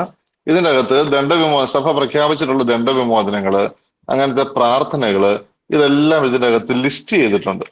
കുറേയേറെ കാര്യങ്ങൾ അതിനകത്ത് ലിസ്റ്റ് ചെയ്തിട്ടുണ്ട്. അത് നമ്മൾ മനസ്സിലാക്കാൻ പറ്റുന്ന ഒരു കാര്യമാണ്. അതുപോലെ തന്നെ ഇതിൻ്റെ അകത്ത് പറഞ്ഞിരിക്കുന്ന ഒരു കാര്യമാണ്, മാർപ്പാപ്പ അംഗീകരിച്ചിട്ടുള്ള ഒരു പ്രാർത്ഥനയാണ്, പ്രൈവറ്റ് റെവലേഷൻ ആണ്. ജത്രൂദ് എന്ന് പറയുന്ന വിശുദ്ധയ്ക്ക് ഒരു വാഗ്ദാനം കർത്താവ് കൊടുത്തിരിക്കുന്നത്. അതിങ്ങനെയാണ്. ജത്രൂദിനോട് കർത്താവ് പറഞ്ഞ കാര്യം ഇതാണ്: താഴെ കൊടുത്തിരിക്കുന്ന പ്രാർത്ഥന ഓരോ പ്രാവശ്യം ചൊല്ലുമ്പോഴും 1000 ശുദ്ധീകരണാത്മാക്കൾ 1000 ആത്മാക്കൾ ശുദ്ധീകരണ സ്ഥലത്തിൽ നിന്ന് മോചിതരാകുന്നു. അപ്പൊ ആ ഒരു പ്രാർത്ഥനയുടെ പ്രത്യേകത ഇതാണ്. ഇത് പ്രാർത്ഥന ഇങ്ങനെയാണ്, നിങ്ങൾ കേട്ടിട്ടുള്ള ഇതിന്റെ ഒരു ഭാഗം നിങ്ങൾ എപ്പോഴും പ്രാർത്ഥിക്കുന്നതാണ്. ആ പ്രാർത്ഥന ഇങ്ങനെയാണ്: നിത്യനായ പിതാവേ, ഈ ദിവസം അർപ്പിക്കപ്പെടുന്ന എല്ലാ ബലികളോടും ചേർത്ത് പ്രിയപുത്രനായ ഈശോ മിശിഹായുടെ തിരുരക്തം ശുദ്ധീകരണ സ്ഥലത്തെ ആത്മാക്കൾക്കായും ലോകമെങ്ങുമുള്ള പാപികൾക്കായും സഭയിലെ പാപികൾക്കായും എന്റെ ഭവനത്തിലെയും എന്റെ കുടുംബത്തിലെയും പാപികൾക്കായും ഞാൻ സമർപ്പിക്കുന്നു. ആമേൻ. അതിന്റെ ബാക്കി നിങ്ങൾക്കറിയാം. മരിച്ച വിശ്വാസികളുടെ ആത്മാവുകൾക്ക് ദൈവകൃപയാൽ സ്വർഗത്തിൽ ചേരുവാൻ അനുഗ്രഹം ലഭിക്കുമാറാകട്ടെ. നിത്യപിതാവേ ഈശോ മിശിഹാ കർത്താവിന്റെ വിലയേറിയ തിരുരക്തത്തെ കുറിച്ച് അവരുടെ മേൽ കരുണയുണ്ടായിരിക്കണമേ. പിന്നെ സ്വർഗസ്വനായ പിതാവേ, നന്മ പറയുന്നവരെ തീർത്ഥസ്തുതി. ഇത് ചൊല്ലി പ്രാർത്ഥിക്കാം. നമ്മുടെയൊക്കെ കുടുംബങ്ങളിൽ സന്ധ്യാപ്രാർത്ഥനയിൽ നമ്മുടെ പൂർവികർ ഈ പ്രാർത്ഥന എടുത്തു വെച്ച് പ്രാർത്ഥിച്ചിരുന്നു. എന്ന് പറഞ്ഞാൽ സ്വർഗസ്വനായ പിതാവേ, നന്മ പറയുന്നവരെ തീർത്ഥസ്തുതി 5 പ്രാവശ്യം ചൊല്ലുകയും 5 പ്രാവശ്യം മരിച്ച വിശ്വാസികളുടെ ഈ പ്രാർത്ഥന ചൊല്ലുകയും ചെയ്തിരുന്നു. അത് ശുദ്ധീകരണാത്മാക്കളുടെ മോചനത്തിന് വേണ്ടിയിട്ടുള്ള പ്രാർത്ഥനയാണ്. അത് ഓരോ പ്രാവശ്യം ചെല്ലുമ്പോഴും 1000 ശുദ്ധീകരണാത്മാക്കളെ സ്വർഗത്തിലേക്ക് കയറ്റുമെന്നാണ് കർത്താവിന്റെ വാഗ്ദാനം. അപ്പൊ ഇങ്ങനത്തെ പ്രൈവറ്റ് റെവലേഷൻസ് കുറെ ഉണ്ട്. സഭ അംഗീകരിച്ചിട്ടുള്ള പ്രൈവറ്റ് റെവലേഷൻസ് ഒക്കെ ഈ ഒരു പുസ്തകത്തിന്റെ അകത്ത് ഉണ്ട്. അത് പുസ്തകത്തിന്റെ പേര് ഇങ്ങനെയാണ്, ശുദ്ധീകരണാത്മാക്കൾ സന്ദേശ ഗ്രന്ഥം വായിക്കൂ അല്ലെങ്കിൽ വിലപിക്കും എന്ന് പറഞ്ഞ ഒരു പുസ്തകമുണ്ട്. ഈ ശംശേഷതയാട്ടി അച്ഛ ഒരു കാര്യം കൂടെ. അച്ഛ ഇന്ന് പള്ളി നമ്മുടെ ദേവാലയത്തിന്റെ മുറ്റം അടിക്കുമ്പോ അച്ഛൻ പറഞ്ഞു ദണ്ഡവിമോചനം കിട്ടണം എന്നുള്ള നിയോഗത്തോടു കൂടി നമ്മൾ അത് അടിക്കുമ്പോ അതിന് ദണ്ഡവിമോചനം കിട്ടുമെന്നും പിന്നെ സൽകൃത്യങ്ങൾ ചെയ്യുമ്പോൾ ദണ്ഡവിമോചനം കിട്ടുമെന്നും ഇങ്ങനത്തെ കാര്യങ്ങളൊക്കെ എങ്ങനെയാ അച്ഛ അറിയുന്നത്? ഈ പുസ്തകത്തില് അതിനെപ്പറ്റി ഇങ്ങനത്തെ എല്ലാ കാര്യങ്ങളും ഈ പുസ്തകത്തിനകത്തുണ്ട്. അത് ലിസ്റ്റ് ചെയ്തിട്ടുണ്ട് ഈ പുസ്തകത്തിനകത്ത്. ഭാഗിക ദണ്ഡവിമോചനങ്ങൾ ഏതൊക്കെയുണ്ട്, നമ്മുടെ പൂർണ്ണ ദണ്ഡവിമോചനങ്ങൾ ഏതൊക്കെയുണ്ട് എന്നെല്ലാം ഇതിന്റെ അകത്ത് ലിസ്റ്റ് ചെയ്തിട്ടുണ്ട്.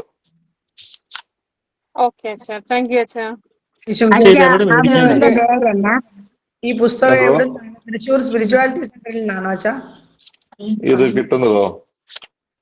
നേരത്തെ ഇത് ഇറക്കിയിരിക്കുന്നത് Grace Jeevan Spiritual and Charitable Trust, Ave Maria Tower near തൃശ്ശൂരുള്ളതാണ്.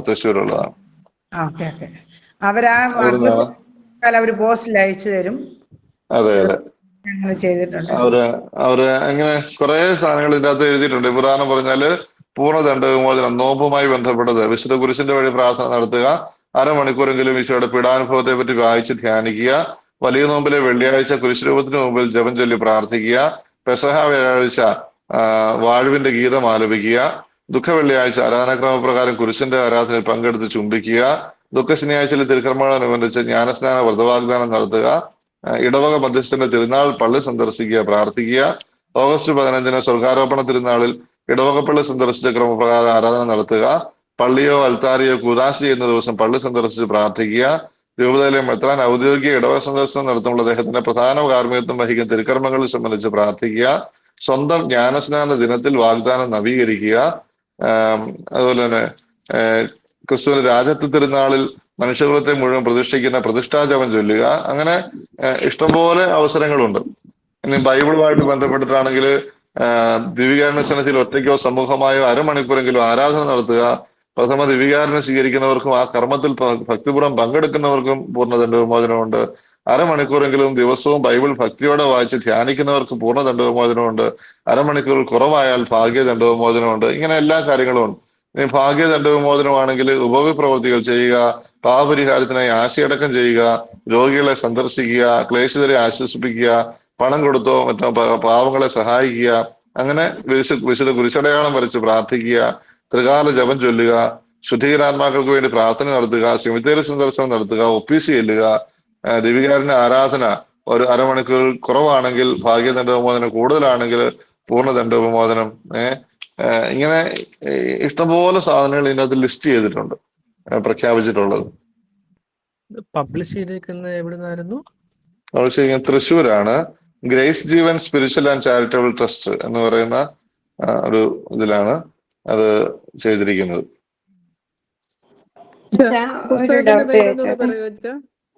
എന്തോ പുസ്തകത്തിന്റെ പേരൊന്നുകൂടെ പറയുമോ? ശുദ്ധീകരണാത്മാക്കൾ സന്ദേശ ഗ്രന്ഥം വായിക്കൂ അല്ലെങ്കിൽ വിലപിക്കും. അച്ഛാ, ഒരു ഡൗട്ട് ചോദിച്ചോട്ടെ. നമ്മളുടെ തനത് വിധിയില് ശുദ്ധീകരണ സ്ഥലത്തിൽ പോയ ഒരാളുടെ കടങ്ങൾ മുഴുവൻ പൊറുതി കിട്ടിയില്ല എന്നുണ്ടെങ്കിൽ അന്ത്യവിധിയില് എന്ത് സംഭവിക്കും? ആ കടങ്ങള് പൊറുക്കാനുള്ള വഴി കർത്താവാണ് നോക്കുന്നത്, അല്ലെ? അപ്പൊ നമ്മളെപ്പോഴും സഭ പഠിപ്പിക്കുന്ന ഒരു കാര്യം ഇങ്ങനെയാണ്, നമുക്ക് വേണ്ടി പ്രാർത്ഥിക്കാൻ ആളുകളെ ഒരുക്കിയിട്ട് വേണം മരിക്കാനെന്നാണ് പറയാം. നമുക്ക് വേണ്ടി പ്രാർത്ഥിക്കാൻ ആളുകളെ ഒരുക്കിയിട്ട് വേണം മരിക്കാൻ. നമുക്കറിയാവുന്നതോ അറിഞ്ഞുകൂടാത്തതുമായിട്ടുള്ള കടങ്ങള് നമ്മൾ മരണശേഷം നമുക്കൊന്നും ചെയ്യാൻ പറ്റില്ല. നമുക്ക് ചെയ്യാൻ പറ്റുന്നത് നമുക്ക് പീഡാസഹനങ്ങൾ അനുഭവിച്ച് അത് തീർക്കുക എന്നുള്ളത് മാത്രമാണ്.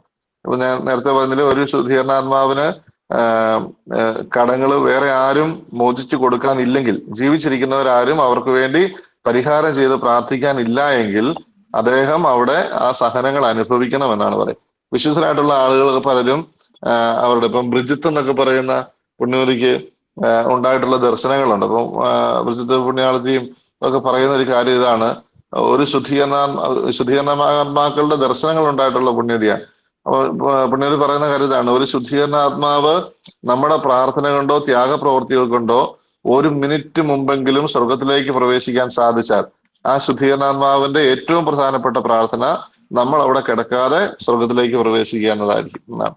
നമുക്കറിയാലോ, നരകം എന്ന് പറയുന്ന അവസ്ഥയുടെ പ്രത്യേകത കർത്താവ് വളരെ വ്യക്തമായിട്ട് കാണിക്കുന്നുണ്ട്. അതായത് നരകത്തിൽ കിടക്കുന്നവൻ പോലും ഈ ജീവിച്ചിരിക്കുന്നവരാരും അങ്ങോട്ട് വരാതിരിക്കാൻ വേണ്ടി പ്രാർത്ഥിക്കും എന്നാണ് പറയുന്നത്.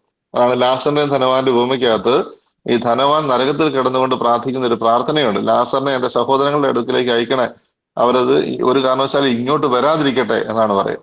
അല്ലെ, നരകത്തിൽ കിടക്കുന്നവൻ പോലും നമുക്ക് വേണ്ടി പ്രാർത്ഥിക്കും.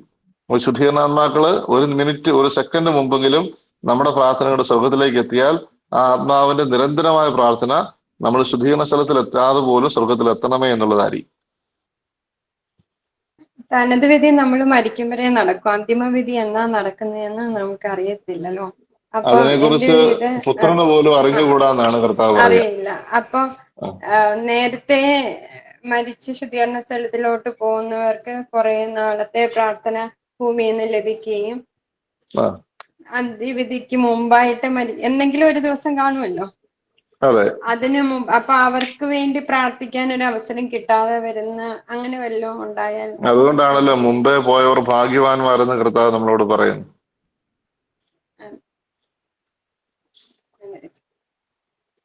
അച്ഛാ, ബുക്കിന്റെ പേരെന്നായിരുന്നു? ശുദ്ധീകരണാത്മാക്കൾ സന്ദേശ ഗ്രന്ഥം വായിക്കൂ അല്ലെങ്കിൽ വിലപിക്കൂ.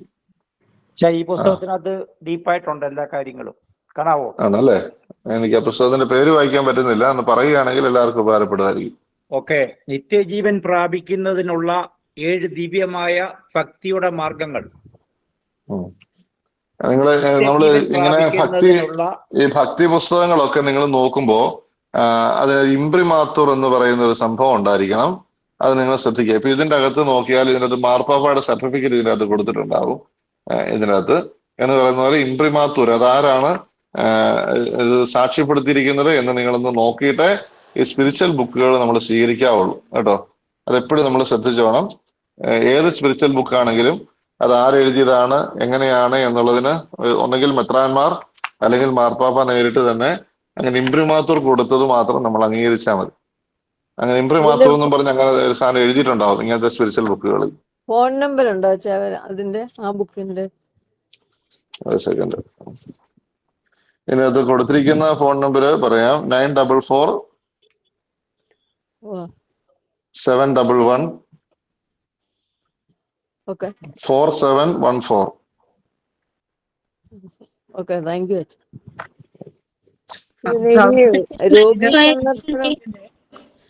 ഒന്ന് പറയുമ്പം അവരൊരു സെറ്റാണ് അയച്ചു തരുന്നത്. എല്ലാം കൂടെ അവര് ഫുൾ സെറ്റാ, അവര് ഒരു വിലയില്ല മേടിക്കാതെ മൊത്തം സെറ്റാണ്. നിങ്ങൾക്ക് ഇഷ്ടമുള്ളത് കൊടുക്കാവുന്നുള്ളതല്ലാതെ നമുക്ക് ഇത്ര വേണമെന്നൊന്നും പറയില്ല. അവരൊരു ഫുൾ സെറ്റാ. കുറെ വർഷങ്ങൾക്ക് മുമ്പ് ഞാനിത് സെറ്റ് മേടിച്ച് എല്ലാവർക്കും കൊടുക്കുമായിരുന്നു. നല്ലൊരു സെറ്റായിട്ട് അവർ അയച്ചു തരും. അത്രയ്ക്ക് ഇതായിട്ട് ചെയ്യുന്നുണ്ട്. മരിച്ചവർക്ക് വേണ്ടി എത്ര നാൾ കുർബാന ചെല്ലിക്കണമെന്ന് കുർബാന ഓഫീസ് നമ്മൾ കുറെ ചെല്ലിച്ചും പറയും അത്രയും ഇങ്ങനെയും ചെല്ലിക്കണ്ടെന്നൊക്കെ ഇങ്ങനെ പറഞ്ഞിട്ടുള്ളത്. അങ്ങനെ ഒരു ഇതുമില്ല. നമ്മളെ കൊണ്ട് ചെയ്യാൻ പറ്റുന്നിടത്തോളം നമ്മൾ ചെയ്യാന്നുള്ളതാണ്. കാരണം നമുക്ക് അറിഞ്ഞുകൂടാ ഒരാളുടെ കടവും പാപവും എന്തുമാത്രം ഉണ്ട്, അയാൾ എവിടെയാണ് എന്നൊന്നും നമുക്ക് അറിഞ്ഞുകൂടാ. അപ്പൊ നമ്മൾ ജീവിച്ചിരിക്കുന്നിടത്തോളം കാലം ആ ആത്മാവിന് വേണ്ടി പ്രാർത്ഥിക്കുക എന്നുള്ളതാണ്. ഇനി ആ ആത്മാവ് സ്വർഗത്തിൽ നേരത്തെ പോയിട്ടുണ്ടെങ്കിൽ ആ നമ്മൾ ചെയ്യുന്ന ആ പ്രവൃത്തികളൊന്നും വെറുതെ ആയി പോവില്ല. ആരും പ്രാർത്ഥിക്കാൻ ഇല്ലാത്ത ആത്മാക്കൾക്ക് വേണ്ടി അതെടുത്ത് ഉപയോഗിക്കും എന്നതാണ് സഭ പഠിപ്പിക്കുന്നത്. ഓക്കെ അച്ഛാ, താങ്ക് യു അച്ഛാ. ഈശോമിശിഹായ്ക്ക് സ്തുതിയായിരിക്കട്ടെ. അച്ഛാ, ഈ ഗ്രിഗോറിയൻ കുർബാന ചൊല്ലിക്കുക എന്ന് പറയുന്നതിന്റെ പശ്ചാത്തലം എന്താണ്? ഗ്രിഗോറിയൻ കുർബാന എന്ന് പറഞ്ഞാൽ അടുപ്പിച്ച് ഉള്ള ദിവസങ്ങളിൽ പരിശുദ്ധ കുർബാന അർപ്പിക്കുക എന്നുള്ളതാണ്. എന്ന് പറഞ്ഞാൽ കണ്ടിന്യൂസ് ആയിട്ട് ഒരാൾക്ക് വേണ്ടി തന്നെ അർപ്പിക്കുന്ന കുർബാനയാണ് ഗ്രിഗോറിയൻ കുർബാന എന്ന് പറയാം. അത് സാധാരണ രീതിയിൽ ഞങ്ങൾ ഇടവ വൈദികർക്കൊന്നും അത് ഏൽക്കാനായിട്ട് പറ്റില്ല. കാരണം ഓരോ ദിവസവും പല നിയോഗങ്ങൾ നമുക്ക് വന്നുകൊണ്ടിരിക്കും. ഒരച്ഛന് ഒരു ദിവസം ഒരു നിയോഗം മാത്രമേ കുർബാനയിൽ സമർപ്പിക്കാൻ പറ്റുള്ളൂ.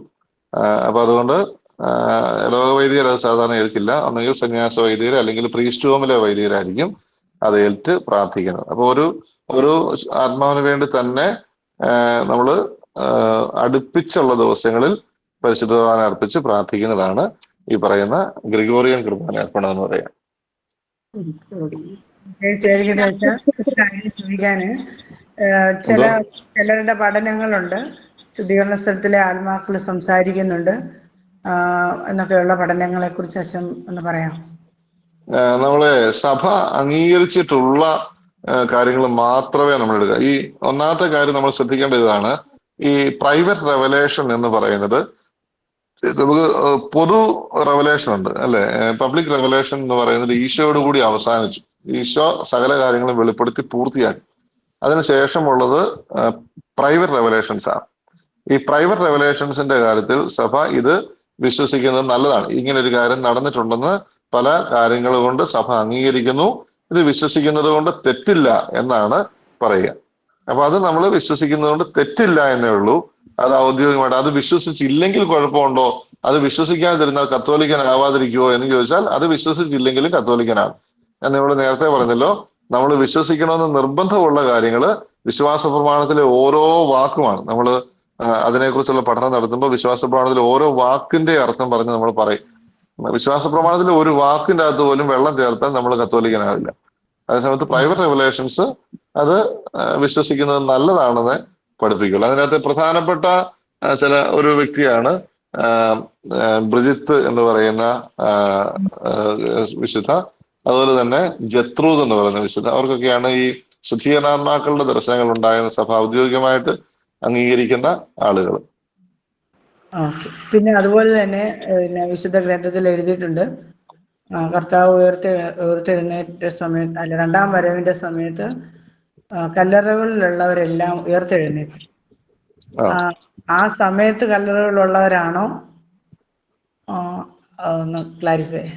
അല്ല, അതാണ് ശുദ്ധീകരണ സ്ഥലത്തിലുള്ള ആൾക്കാരെ കുറിച്ച് പറയുന്നത്. അത് തന്നെയാണ് നമ്മൾ ഈശോയുടെ മരണം വരെ, ഈശോയുടെ ഉത്ഥാനം വരെ ആത്മാക്കളെല്ലാം പാതാളത്തിൽ സൂക്ഷിക്കപ്പെട്ടിരുന്നു എന്നതാണ് വിശ്വാസം. എല്ലാ ആത്മാക്കളും പാതാളത്തിൽ സൂക്ഷിക്കപ്പെട്ടിരുന്നു.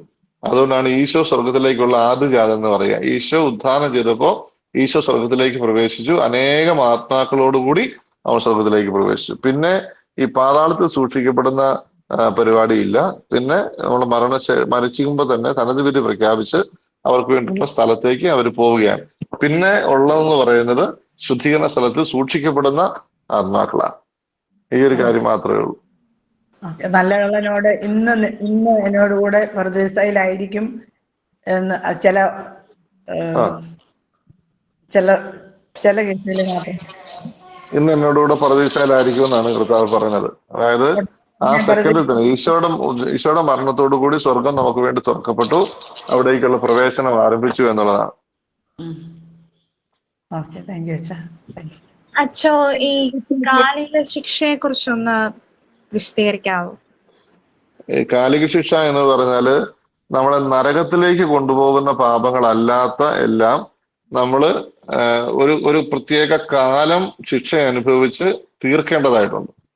അതിനുള്ള പരിഹാരം ചെയ്ത് തീർക്കേണ്ടതായിട്ടുണ്ട് സ്വർഗത്തിലേക്ക് പ്രവേശിക്കുന്നതിന് മുമ്പ്. അതിന്റെ പേരാണ് കാലിക ശിക്ഷ എന്ന് പറയാം. കാലിക ശിക്ഷയ്ക്ക് അർഹമാകുന്ന പാപവും ഇതുമുണ്ട്, കടവും ഉണ്ട്.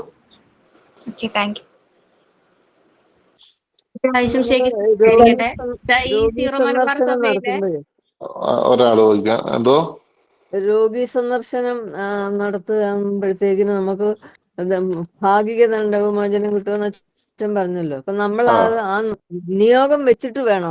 അത് ദണ്ഡവിമോചനത്തിലെ ഒരു പ്രധാനപ്പെട്ട കാര്യമാണ് നിയോഗം വെക്കുക എന്ന് പറയാം. നിയോഗം ഉണ്ടായിരിക്കണം. സ്വർഗസ്നാതാവ്, നന്മനിറഞ്ഞ തിരുത്തോസ്തുതി എന്നിവ മാർപ്പാപ്പാട് നിയോഗങ്ങൾക്ക് വേണ്ടി കാഴ്ചവെക്കണം. ഇത് മസ്റ്റാണ്. 3 കാര്യങ്ങളാണ് ഇതിനകത്ത് നിർബന്ധമായിട്ടുള്ള കാര്യങ്ങൾ പറയുക. 1, പ്രസാദപരാവസ്ഥയിലായിരിക്കണം. 2, ഈ നിയോഗത്തോടു കൂടി ആയിരിക്കണം. 3, സ്വർഗസ്നാതാവ്, നന്മനിറഞ്ഞ തിരുത്തോസ്തുതി എന്നിവ മാർപ്പാപ്പാട് നിയോഗങ്ങൾക്ക് വേണ്ടി ചെയ്യണം.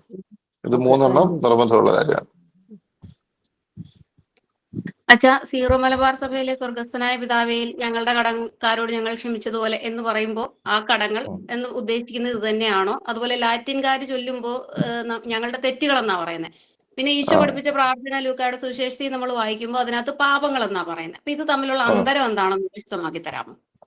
അതായത് നമ്മൾ ഇതെല്ലാം ഒറ്റ സെൻസിൽ തന്നെ പറയുന്ന കാര്യമാണ്. അതായത്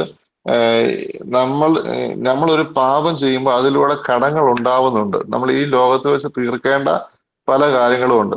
അപ്പൊ ആ കടങ്ങൾ തീർക്കാൻ വേണ്ടിയിട്ടാണ് നമ്മൾ ഈ മറ്റുള്ളവരോട് ക്ഷമിക്കുന്നതും മറ്റുള്ളവരുമായിട്ട് രമ്യപ്പെടുന്നതും എല്ലാം. അപ്പൊ ആ അർത്ഥത്തിലാണ് കടങ്ങൾ എന്ന വാക്ക് അവിടെ നമ്മൾ ഉപയോഗിക്കുന്നത്. മനസ്സിലായോ? ക്ഷമിച്ചതുപോലെ എന്ന് തന്നെ പറയണം. നമ്മൾ പ്രാർത്ഥിക്കുന്നതിന് മുമ്പ് തന്നെ അത് ക്ഷമിച്ചിട്ട് വേണം പ്രാർത്ഥിക്കാൻ എന്നതാണ് കർത്താവ് തന്നെ സ്വർഗസ്നാതാവെ പഠിപ്പിക്കുമ്പോൾ, സ്വർഗസ്നാതാവ് കഴിഞ്ഞാൽ ഉടനെ പഠിപ്പിക്കുന്നത്, നിങ്ങൾ നിങ്ങളുടെ പാപം നിങ്ങളുടെ സഹോദരങ്ങളോട് ക്ഷമിക്കുമെങ്കിൽ നിങ്ങളുടെ സ്വർഗസ്നാതാവ് നിങ്ങളോട് ക്ഷമിക്കും, ഇല്ലെങ്കിൽ നിങ്ങളോടും ക്ഷമിക്കപ്പെടുകയില്ല. അങ്ങനെയാണ് പറയുന്നത്. സ്വീകരിക്കട്ടെ. അച്ഛാ, മരിച്ചു കഴിഞ്ഞ് തനതുവീതിയുടെ സമയത്ത് തന്നെ ആ സമയം തന്നെ നമ്മുടെ ആത്മാവ് സ്വർഗത്തിലോ നരകത്തിലോ ശുദ്ധീകരണ സ്ഥലത്തിലോ പോകുമല്ലോ. പിന്നെ നമ്മൾ എന്തിനാ കുഴിമാടത്തിൽ കൊണ്ടുപോയി പിന്നെ ഒപ്പീസ് ചെല്ലുന്നത്? അവിടെ ആത്മാവില്ലല്ലോ. പിന്നെ എന്തിനാ നമ്മൾ കുഴിമാടത്തിൽ ഒപ്പീസ് ചെല്ലുന്നതിൽ അർത്ഥം ഇരിക്കുന്നത്? ഈ കുഴിമാടത്തിൽ ഒപ്പീസ് ചെല്ലുക എന്ന് പറയുന്നതിന്റെ അകത്ത് വലിയ കാര്യമൊന്നുമില്ല. ഇപ്പൊ നമ്മളൊരു ഫോട്ടോ വെച്ചിട്ട് നമ്മളിപ്പോ ഒരു കല്യാണം നടക്കുകയാണ്. ഒരു കല്യാണം നടക്കുമ്പോൾ നമ്മുടെ അപ്പൻ മരിച്ചു പോയെന്ന് വിചാരിച്ചു. ആ ഫോട്ടോയുടെ മുന്നിൽ പോയിട്ട് നമ്മൾ സ്തുതി കൊടുത്ത് പ്രാർത്ഥിക്കും, അല്ലേ? ആ സ്തുതി കൊടുത്ത് പ്രാർത്ഥിക്കുന്നത് ആ ഫോട്ടോ കാണുമ്പോൾ എൻ്റെ അപ്പനെ ഓർത്തിട്ട്, എൻ്റെ കൺമുമ്പിൽ എൻ്റെ അപ്പനില്ല. അപ്പൊ ആ ഫോട്ടോ കാണുമ്പോൾ എൻ്റെ അപ്പനെ ഓർത്തിട്ട് ഞാൻ അപ്പന് മനസ്സുകൊണ്ട് സ്തുതി കൊടുക്കുന്നതാണ് ആ ഫോട്ടോയുടെ മുന്നിൽ സ്തുതി കൊടുക്കുക എന്ന് പറയാം. അല്ലാതെ ആ ഫോട്ടോയ്ക്ക് വലിയ പ്രത്യേകതയൊന്നുമില്ല. എന്ന് പറയുന്ന പോലെ തന്നെയാണ് ഒരു കുഴിമാടം എന്ന് പറയുന്നത്. ആ കുഴിമാടത്തിൽ ചെല്ലുമ്പോൾ നമ്മൾ നമ്മുടെ അപ്പനെ ഓർക്കും, അല്ലെങ്കിൽ നമ്മുടെ സഹോദരനെ ഓർക്കും, സഹോദരിയെ ഓർക്കും. ആ ഒരു ഓർമ്മയ്ക്ക് വേണ്ടിയിട്ടാണ്. മനസ്സ് നിറച്ച് നമ്മളൊരു കാര്യം കാണുമ്പോഴാണ് ശരിക്കും നമുക്ക് അത് ചെയ്യാനായിട്ട് പറ്റുക. ചുമ്മാ നമ്മൾ ഒന്നും കാണാതെ ഒരു ഓർമ്മ എടുത്ത് പ്രാർത്ഥിക്കുക എന്ന് പറയുന്നത് വലിയ പാടാണ്. അപ്പൊ നമ്മുടെ കൺമുമ്പിൽ അങ്ങനത്തെ ഒരു കാര്യം ഉണ്ടാകുമ്പോൾ നമ്മൾ പെട്ടെന്ന് പല കാര്യങ്ങളും ഓർക്കും, ആത്മാർത്ഥമായിട്ട് നമുക്ക് പ്രാർത്ഥിക്കാനായിട്ട് സാധിക്കും. അങ്ങനെ സഹായിക്കാനുള്ള ഒരു കാര്യം എന്നത് മാത്രമേ ഉള്ളൂ കുഴിമാടം എന്ന് പറയാം. നമ്മൾ പള്ളിയിൽ ഒഫീഷ്യലി പ്രാർത്ഥിച്ചാലും മതി, നമുക്ക് അങ്ങനെ പോയി പ്രാർത്ഥിക്കണമെന്ന് നിർബന്ധമില്ല. പക്ഷെ നമ്മൾ ആ ഒഫീഷ്യലി പ്രാർത്ഥിക്കുക എന്ന് പറയുന്നത് നമ്മൾ ചെയ്യേണ്ടതാണ്. ആ കടങ്ങൾ പൊറുക്കാൻ വേണ്ടിയിട്ട് നമ്മൾ അത് ചെയ്യേണ്ട ഒരു കാര്യമാണ്. ഒരു സംശയം, മരണാസന്നനായ ഒരു വ്യക്തി രോഗീലേപനം ലഭിച്ച് മരിക്കുന്നു, രോഗീലേപനം ലഭിക്കാതെ മരിക്കുന്നു, തമ്മിൽ എന്താണ് വ്യത്യാസം ഒന്ന് പറഞ്ഞു? അതായത് നമ്മൾ കഴിഞ്ഞ പ്രാവശ്യം രോഗീലേപനത്തെ കുറിച്ച് നമ്മൾ വളരെ വ്യക്തമായിട്ട് പറഞ്ഞിരുന്നു. കഴിഞ്ഞ പ്രാവശ്യം കയറാൻ പറ്റിക്കാണുകയില്ല. അതായത് രോഗീലേപനം എന്ന് പറയുന്നത് നമ്മൾ മനസ്സിലാക്കുക, നമ്മൾ തൈലാഭിഷേകം ചെയ്ത് നമ്മൾ ഓരോ അവയവവും ചെയ്തു പോയിട്ടുള്ള പാപം, ഓരോ അവയവം വഴിയും ചെയ്തു പോയിട്ടുള്ള പാപങ്ങൾ പൊറുക്കണേ എന്ന് പ്രാർത്ഥിക്കുന്ന പ്രാർത്ഥനയാണ് രോഗീലേപന ശുശ്രൂഷ എന്ന് പറയുന്നത്. അത് വളരെ ശക്തമായിട്ടുള്ള ഒരു പ്രാർത്ഥനയാണ്. 2 ഫലങ്ങളാണ് അതിൽ നിന്നുണ്ടാകുന്നത്. 1, രോഗാവസ്ഥയിൽ നിന്നുള്ള മോചനം ലഭിക്കും.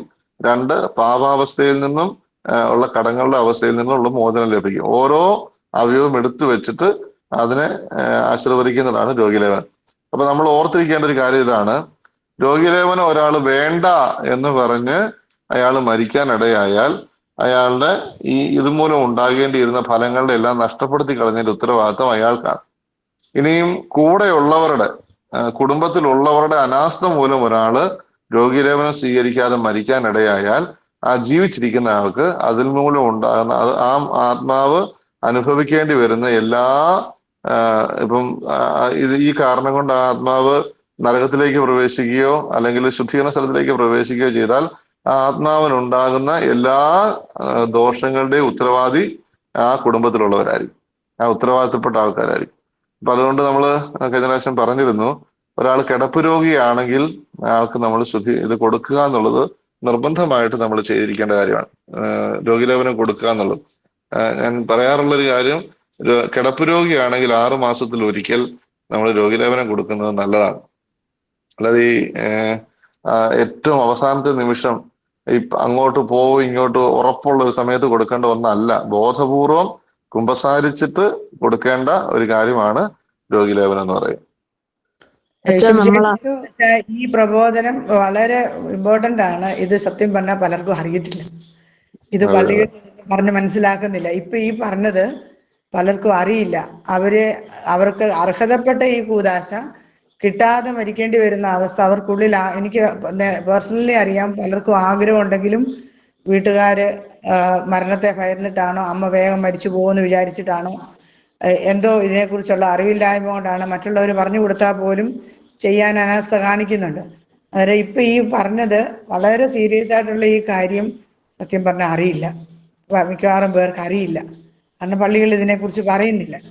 കാരണം ജീവിച്ചിരിക്കുന്നവർ അതിന്റെ ആ വിഷമം പല കുടുംബങ്ങളിലും, ഇപ്പൊ അച്ഛനറിയാമല്ലോ, കൗൺസിലിങ്ങിലൂടെ ആണെങ്കിലും പല കുടുംബങ്ങളും പല പ്രശ്നങ്ങളിൽ നിന്നും കരകയറുന്നില്ല.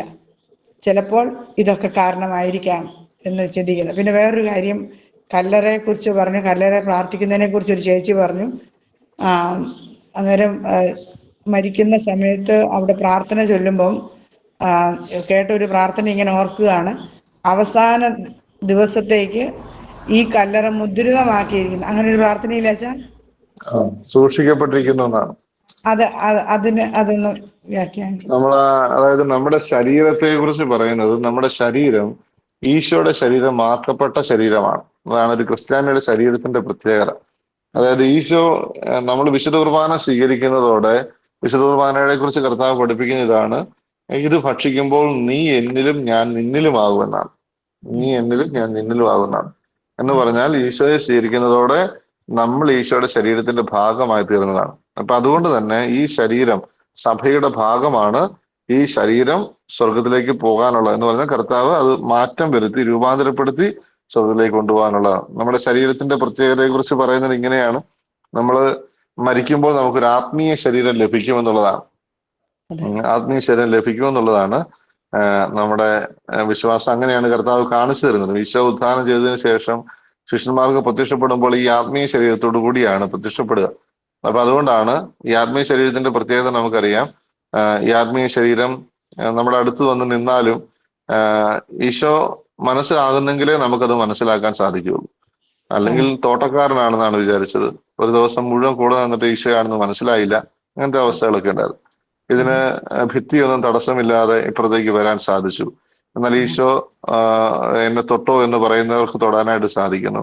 അപ്പൊ അങ്ങനത്തെ ഒരു അവസ്ഥയുണ്ട് ഈ ആത്മീയ ശരീരത്തിൽ. അപ്പൊ അത് കാണിച്ചു തരുന്നതാണ്. പ്രാർത്ഥിക്കുന്നതിൽ വലിയ അർത്ഥവും ഉണ്ടല്ലോ.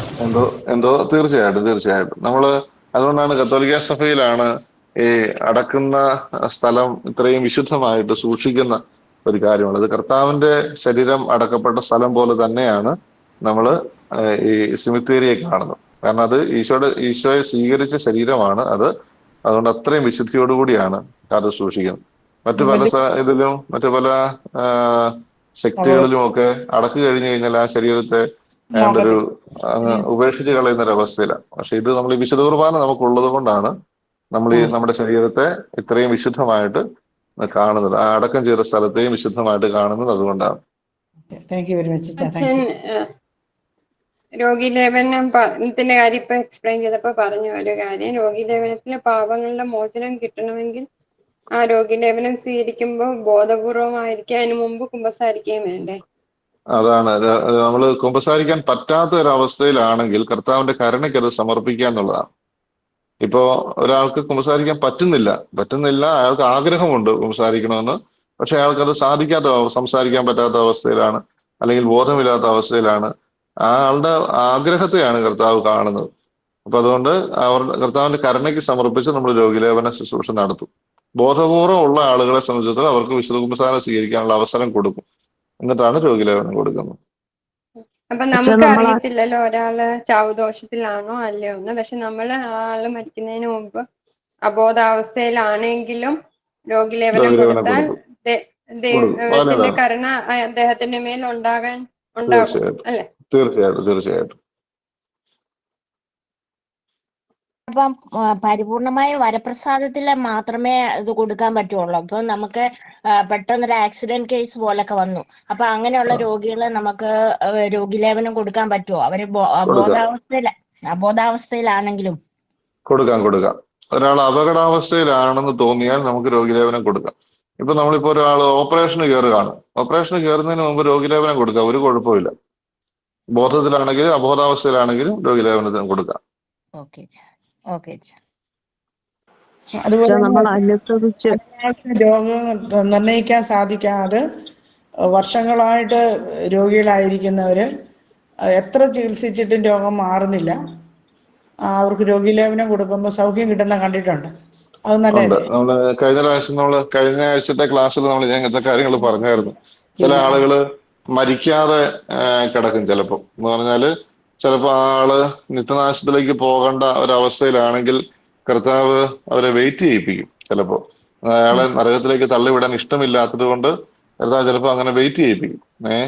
ചിലപ്പോ ഇത് നമ്മുടെ രോഗിലേപനം കൊടുത്തു കഴിയുമ്പോൾ, അല്ലെങ്കിൽ ചിലരോട് രമ്യപ്പെടാനുള്ളത് അവരൊന്ന് വന്ന് കണ്ടു കഴിയുമ്പോൾ ചിലപ്പം ആള് മരിക്കുന്ന അവസ്ഥ ഉണ്ടാകാറുണ്ട്. അത് കർത്താവിന്റെ കരുണയുടെ ഭാഗമാണ്. ആള് നഷ്ടപ്പെട്ടു പോവാതിരിക്കാൻ വേണ്ടി കർത്താവ് കരുണയോടെ ചെയ്യുന്നതാണ്. അപ്പൊ അങ്ങനത്തെ അവസ്ഥകളൊക്കെ ഉണ്ടാകുമ്പോൾ തീർച്ചയായിട്ടും രോഗിലേപനം കൊടുക്കണം. അത് വളരെ ശ്രദ്ധിക്കേണ്ട ഒരു കാര്യമാണ്. ചിലര് ഇങ്ങനെ പലതരത്തിലുള്ള രോഗങ്ങൾ കിടക്കുന്ന സമയത്ത് അത് ചില കാരണങ്ങൾ കൊണ്ടായിരിക്കാം, ചില പാപങ്ങളുടെ ബന്ധനം കൊണ്ടായിരിക്കാം. അപ്പൊ ആ സമയത്ത് ഒന്ന് കുമ്പസാരിച്ചൊരുങ്ങി രോഗിലേപനം കൊടുത്തു കഴിയുമ്പോൾ ആള് ചാടി കഴിഞ്ഞിട്ട് ഓടുന്നത് കാണാൻ സാധിക്കും. അങ്ങനെ സംഭവങ്ങൾ ഉണ്ടാകാറുണ്ട്. അച്ഛാ, അപ്പൊ ഈ രോഗിയിലെ കുമ്പസാരം സ്വീകരിച്ചതിന് ശേഷം മാത്രമേ രോഗീലേപനം സ്വീകരിക്കാൻ പാടുള്ളൂ?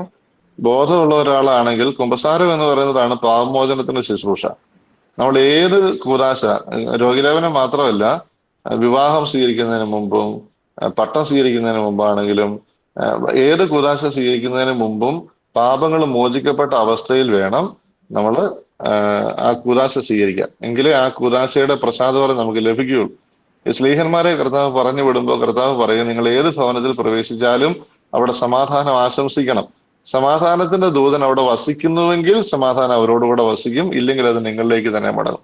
അപ്പൊ ഈ ആശീർവാദം കൊടുക്കുന്നത് കൊണ്ട് മാത്രം ഒരാൾക്ക് ആശീർവാദം ലഭിക്കില്ല, ആശീർവാദത്തിന്റെ ഫലം ലഭിക്കില്ല. അതിനുള്ള യോഗ്യത കൂടി ഉണ്ടാവണം. അപ്പൊ ഏത് കൂദാശ സ്വീകരിക്കുന്നതിന് മുമ്പും കുമ്പസാരിച്ചൊരുങ്ങണം. അതുകൊണ്ടാണ് ഈ കല്യാണത്തിന് മുമ്പ് നമുക്കൊരു ചടങ്ങ് പോലും ഉണ്ടായിരുന്നു. അതായത് കല്യാണത്തിന് മുമ്പ് കെട്ടുകുമ്പസാരം എന്ന് പറയുന്നൊരു പരിപാടി ഉണ്ടായിരുന്നു. അതായത് കല്യാണത്തിന്റെ അന്ന് രാവിലെ വധുവും വരനും കുമ്പസാരിച്ചൊരുങ്ങുമായിരുന്നു. രാവിലെ കുർബാനയ്ക്ക് പോയി കുമ്പസാരിച്ചൊരുങ്ങിയതിന് ശേഷമായിരുന്നു അല്ലെങ്കിൽ കുർബാനയ്ക്ക് ശേഷം പോയി കുമ്പസാരിച്ചൊരുങ്ങിയതിന് ശേഷമായിരുന്നു കല്യാണത്തിലേക്ക് പ്രവേശിക്കാൻ. കെട്ടുകുമ്പസാരം എന്ന് പറയുന്നൊരു കാര്യം ഉണ്ടായിരുന്നു. അത് അതിന്റെ ഒട്ടും അയോഗ്യത ഇല്ലാതെ സ്വീകരിക്കാൻ വേണ്ടിയിട്ട് ചെയ്യുന്ന പ്രവൃത്തിയാണ്. ഓക്കെ, നമുക്ക് തൽക്കാലം നിർത്താം എന്ന് തോന്നുന്നു. നിങ്ങൾ ആ ഗ്രൂപ്പിൽ നിങ്ങൾ ചേർന്നാൽ ആ ഗ്രൂപ്പിനകത്ത് നിങ്ങൾക്ക് കൂടുതലുള്ള ചോദ്യങ്ങൾ നിങ്ങൾക്ക് എഴുതിയിട്ടാൽ ആ ചോദ്യങ്ങൾക്കുള്ള ഉത്തരം നമ്മൾ ലഭിക്കുന്നുണ്ടെന്ന് നിങ്ങൾക്കറിയാം. കഴിഞ്ഞ ആഴ്ചയിലൊക്കെ നിങ്ങൾ ചോദ്യങ്ങൾ എഴുതിയിട്ടിരുന്നു. ഇതുമായിട്ട് നമ്മൾ ഈ ആഴ്ചത്തെ ക്ലാസ്സുമായിട്ട് ബന്ധപ്പെട്ടിട്ടുള്ള ചോദ്യങ്ങൾ എന്തെങ്കിലും ഒക്കെ ഉണ്ടെങ്കിൽ നിങ്ങളത് എഴുതിയിട്ടാൽ അതിനുള്ള ഉത്തരങ്ങൾ നമുക്ക് അതിൻ്റെ അകത്തോടെ തരാനായിട്ട് സാധിക്കും. അത് എല്ലാവർക്കും ഉപകാരപ്പെടും. നമുക്ക് പ്രാർത്ഥിച്ച് തൽക്കാലം അവസാനിപ്പിക്കാം. നന്മ നിറഞ്ഞ മറിയമേ സ്വസ്തി, കർത്താവ് അങ്ങയുടെ കൂടെ സ്ത്രീകൾ അങ്ങ് അനുഗ്രഹിക്കപ്പെട്ടവളാകുന്നു. അങ്ങയുടെ ഉദരത്തിൻ ഫലമായി ഈശോ അനുഗ്രഹിക്കപ്പെട്ടവനാകുന്നു. പരിശുദ്ധ മറിയമേ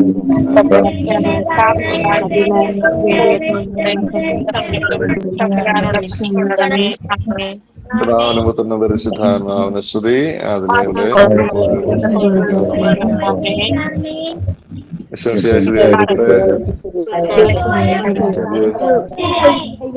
താങ്ക് യു.